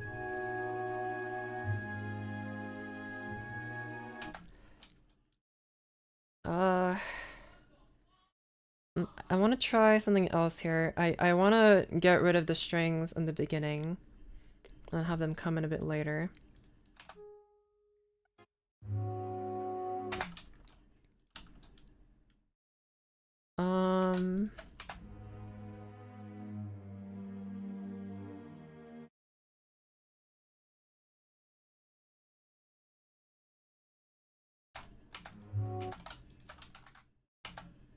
I have to, hold on. Try this.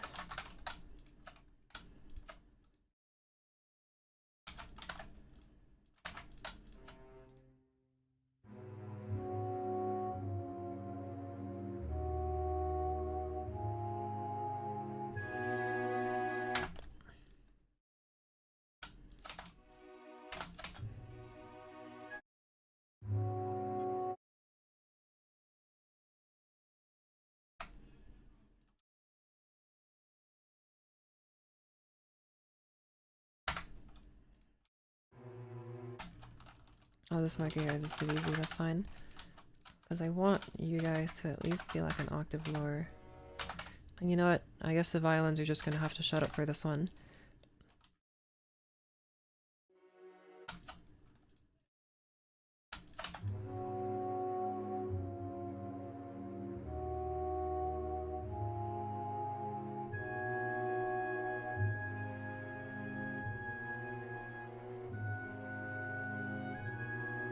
Nope, I don't like that. Let's put you back the way you was.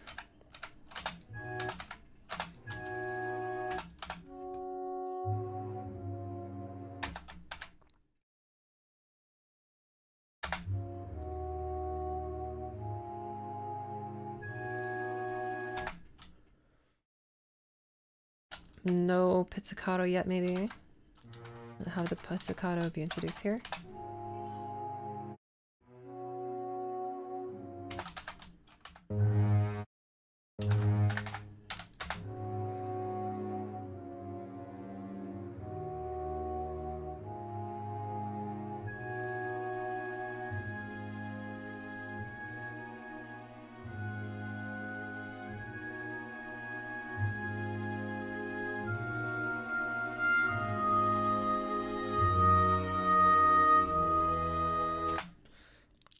Something needs to happen here in, like, brass or something. Or maybe... I guess the bassoons can come back, I guess. What chord is this? This is D flat, so you'd be E flat minor. Yeah, that's correct. Maybe like a 6 would be good.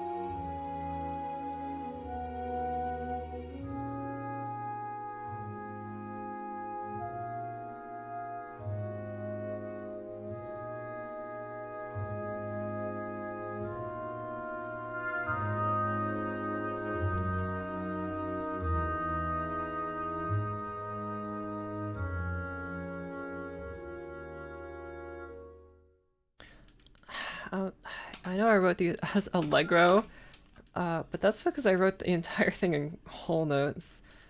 So I think maybe a different key signature would be in order. If I did like 2/2 or something.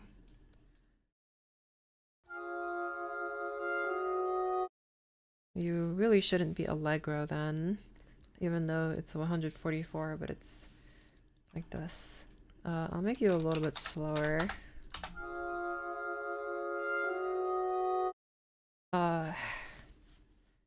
And maybe Andante would be a better description of this.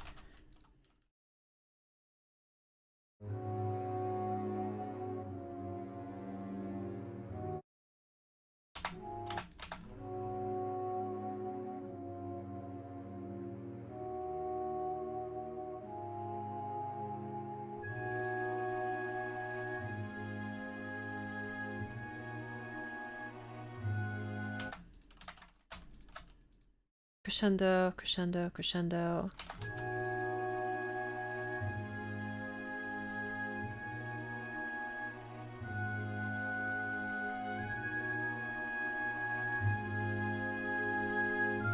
A little bit faster, please. Try 125. What in the world? Thank you.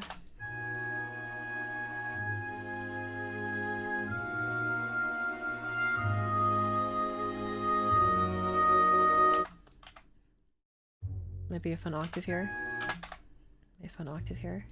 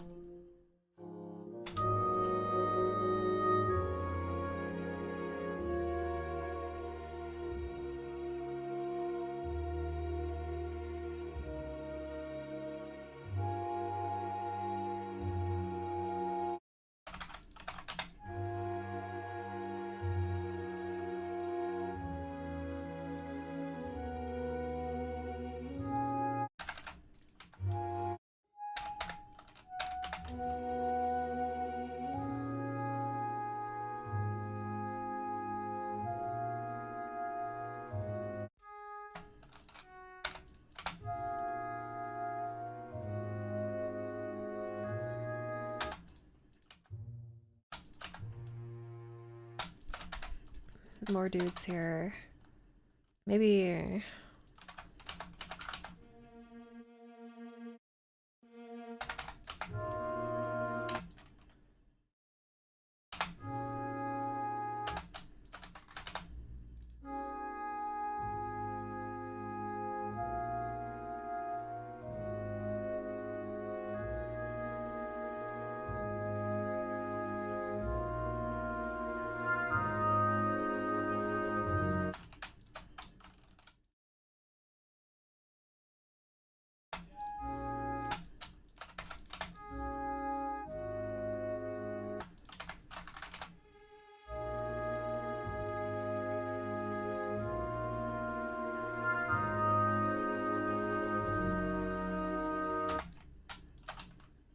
Um...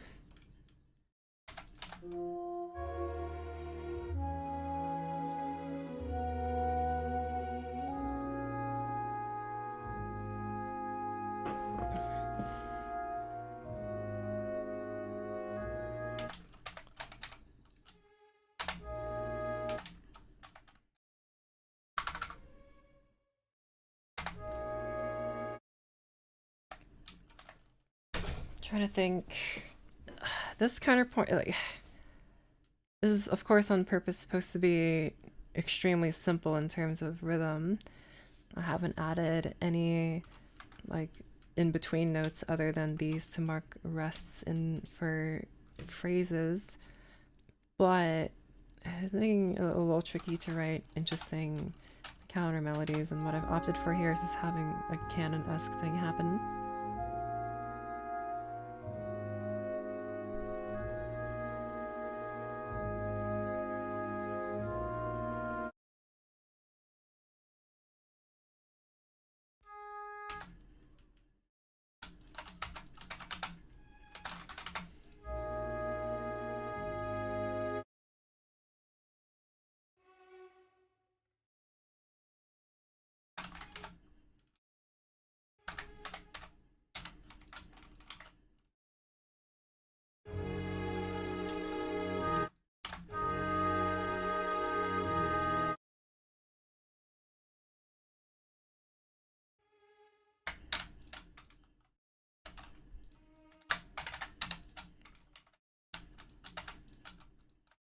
Try this.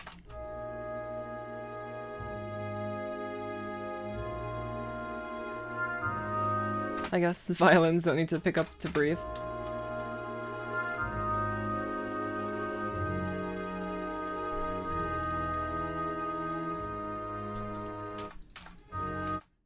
You know, they can kind of deviate from the pattern here.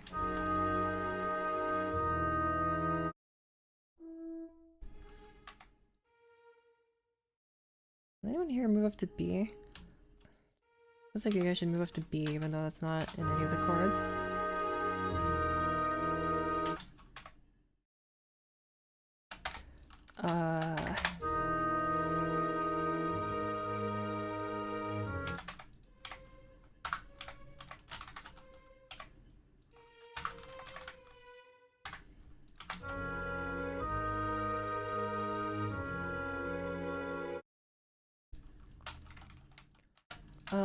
Move you back down.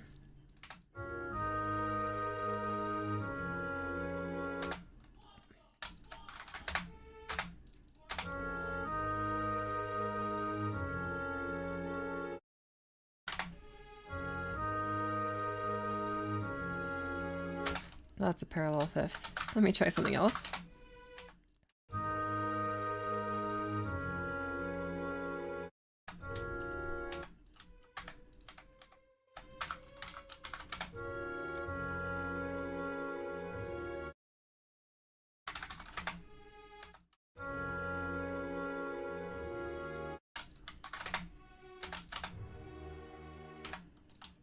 Okay. Try again.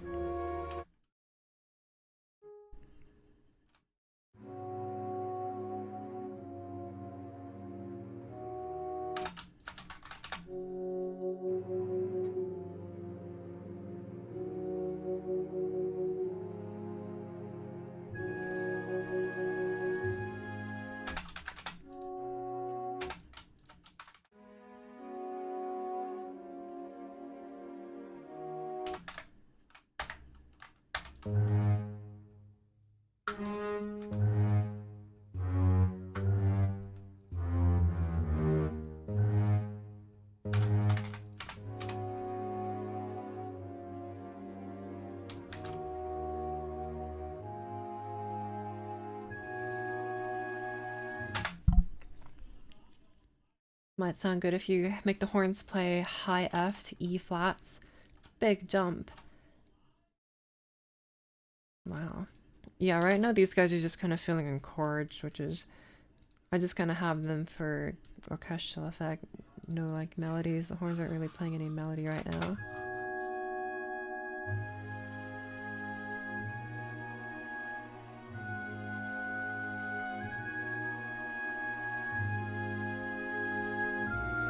I also cannot hear the clarinets.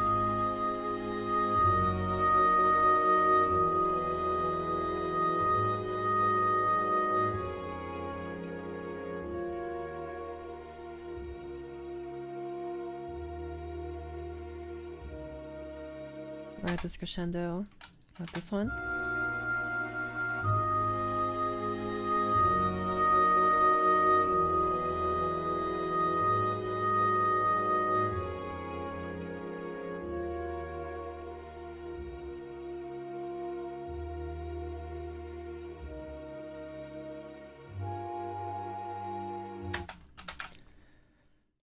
Harmonies are very well written. Thank you. I was inspired by Debussy or Ravel. Kind of. This kind of started as me being like, I'm bored. I'm going to just write some chords and see what happens.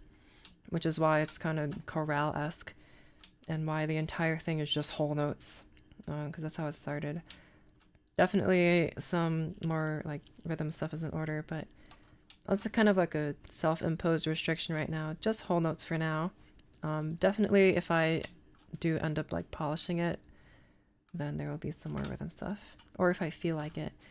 Right now it feels kind of fine right now.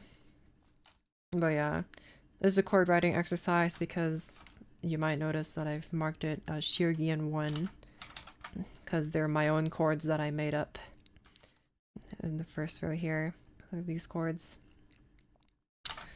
So that's what these are. That's why the harmony's kind of off kilter. It doesn't belong to one mode. But it wasn't like I put a huge amount of thought into them. It's just that I literally looked at a chart that I invented and I'm like, I think that'll probably sound good. And just messed around until it did. I'm a little iffy about this beginning part though. As much as I like these ghostly sounding bassoons, I kind of want to have something else.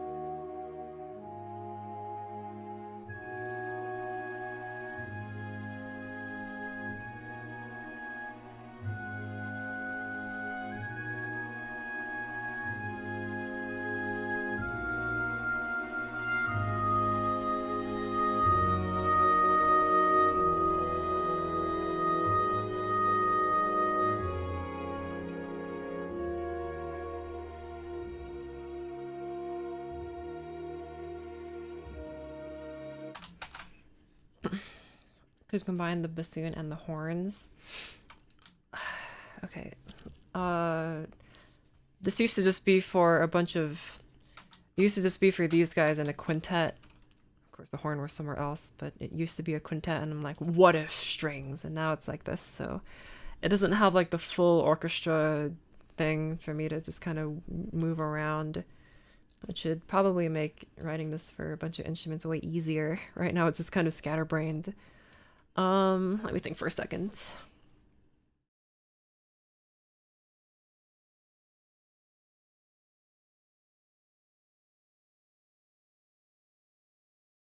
Yeah, hold on. Let me talk about this for a second. You go away.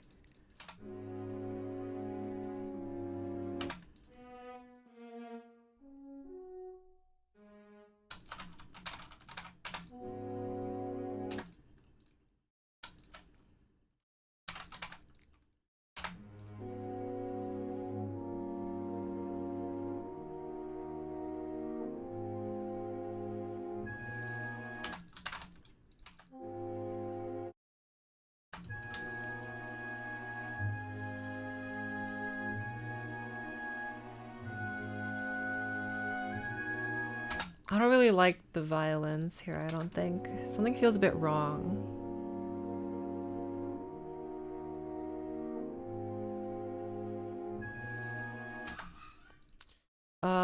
Here, let me just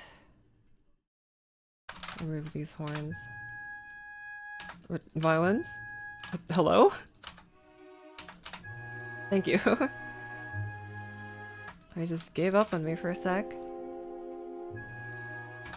Yeah, because what you guys are playing, or what the violins would end up playing.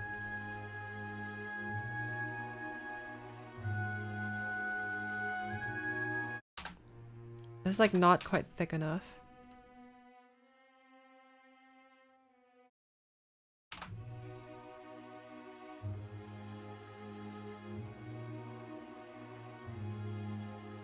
Violas are too quiet as usual.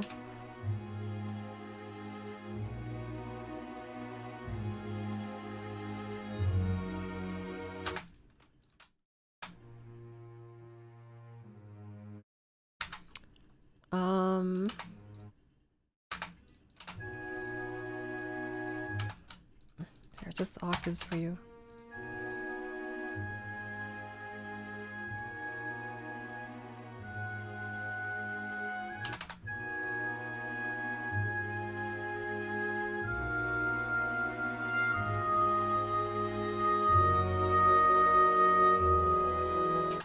These guys and horns.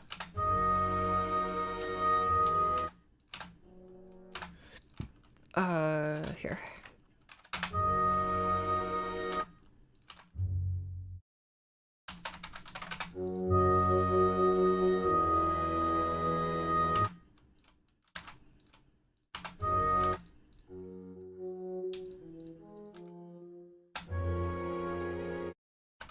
think bass notes sound a bit odd here. Something like the middle voices would be good for the bassoons, I think.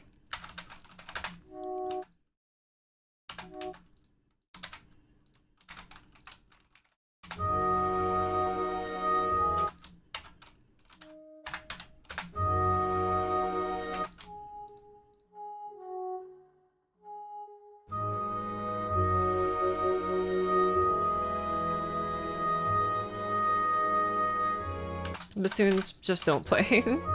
Sorry.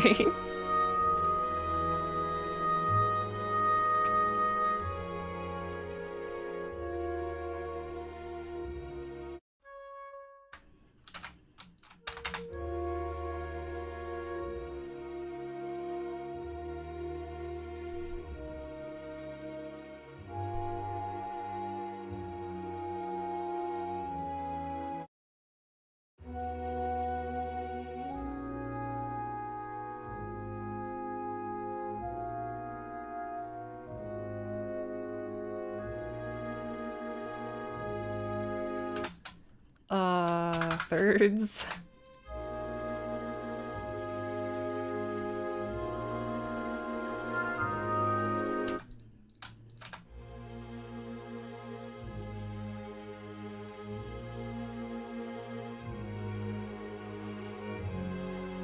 I don't have my chordsies. You guys all moved here. Doink. My glorious chords. Where are my... Oh, that my chords. You guys are playing this 5-1 pattern, but fancy. Not like that stupid Beethoven stuff. Beethoven never wrote 5-1 chords like that.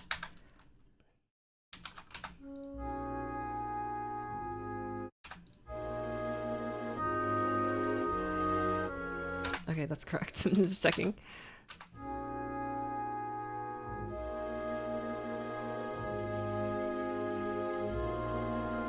That would make you, if this is D flat, that would make you A flat minor over G. Note B.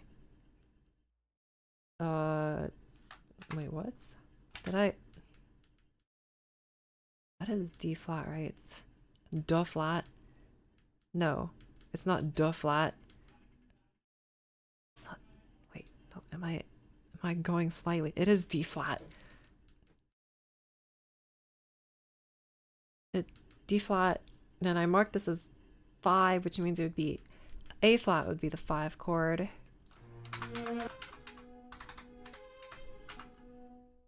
Or A flat minor. Which it is playing, there's just B in the B flat in the bass. Whatever.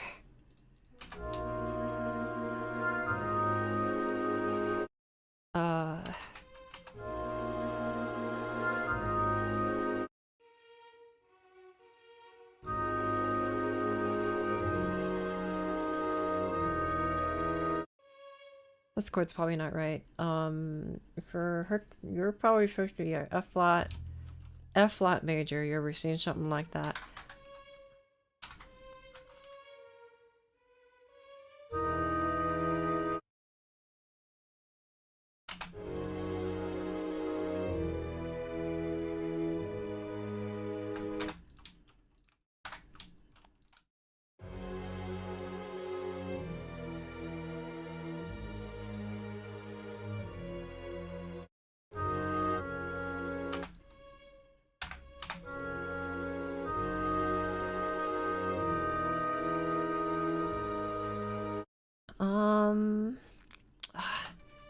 As much as I would like this D natural, I think it's very pretty.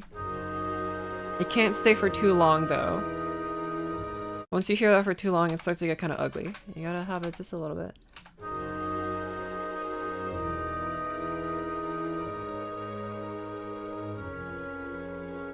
Once it resolves up to E flat, like this.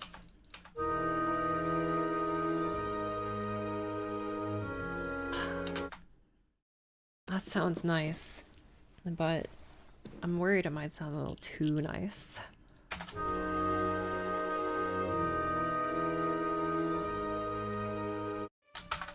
What about the opposite?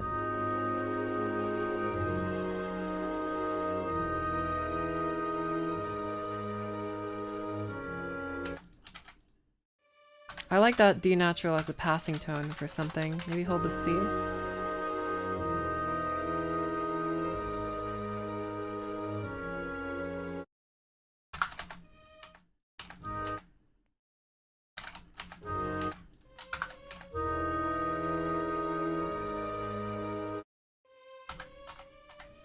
Sure.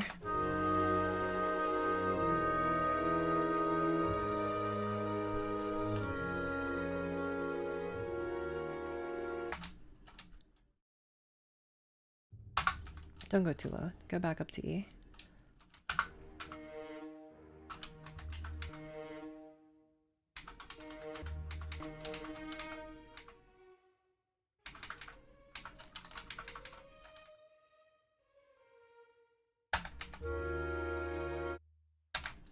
Okay. Try again from back here. I'm pushing you. You used to be at like 140. I'm moving you at a 130. Can I change the... Can I change it from like quarter note equals to like half note equals? Why is it always quarter note equals here? Can I change that? It doesn't look like I can. Even though I wrote it in 2-2, the B flat is a... Or not B flat, the 2-2 and the BPM is in quarter note, right? Technically the beats would be 1 and 2 and not 1, 2, 3, 4. I mean, there's no time signature, I think, for just whole notes. It wouldn't make a whole lot of sense, but you know.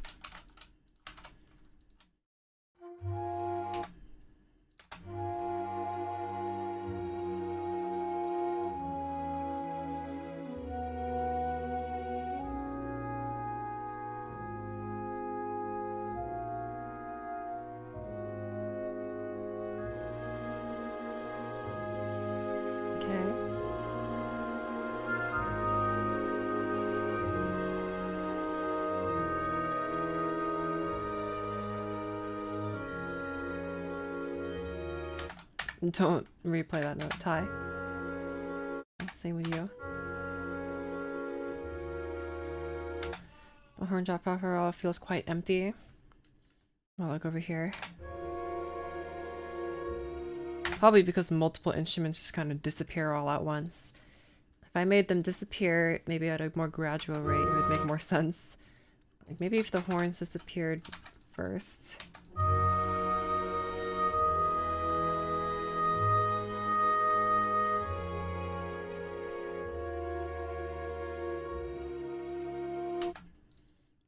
Clarinets disappear.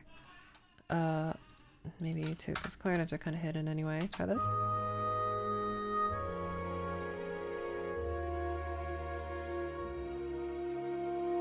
Oh, well, yeah, it's mostly the oboe. Could have you go to pianissimo.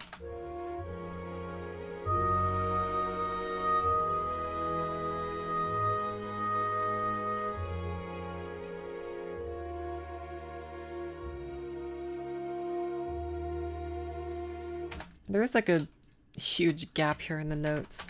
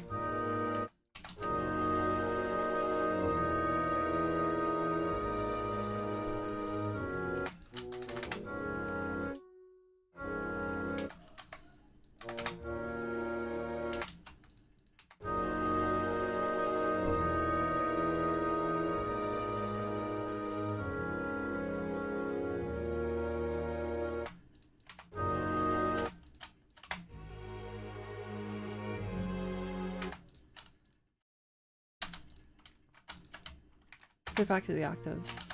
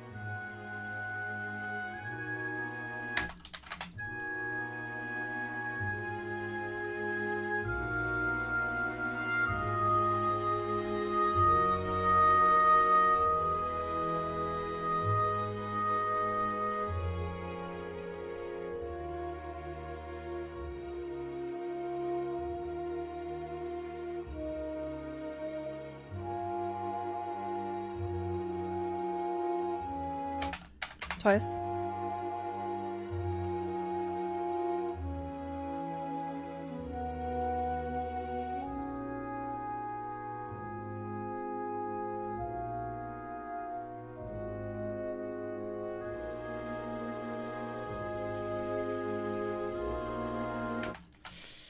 An octave lower for you, maybe? You can't play that G flat, but whatever. Just trying stuff.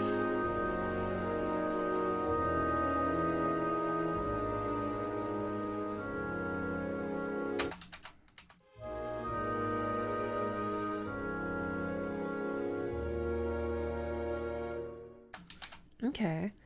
I think this is start of something. I think I would need to... I kind of want to make it a bit less of a chorale and more of a... I don't know. Just a bit more variety in the ranges of notes because they all kind of stay in the same swamp. Which might be fine if it was like 2 minutes long. But either way. I'm starting to get kind of sleepy, so that'll be the stream for today. Make sure to subscribe to my channel and also join my Discord server. You can do that using the stuff in the description and stuff. I don't know, you've been on YouTube before, you know how it is. Thanks for watching. If you're watching the VOD, then you suck. Come watch live, idiot. And I'll see you later.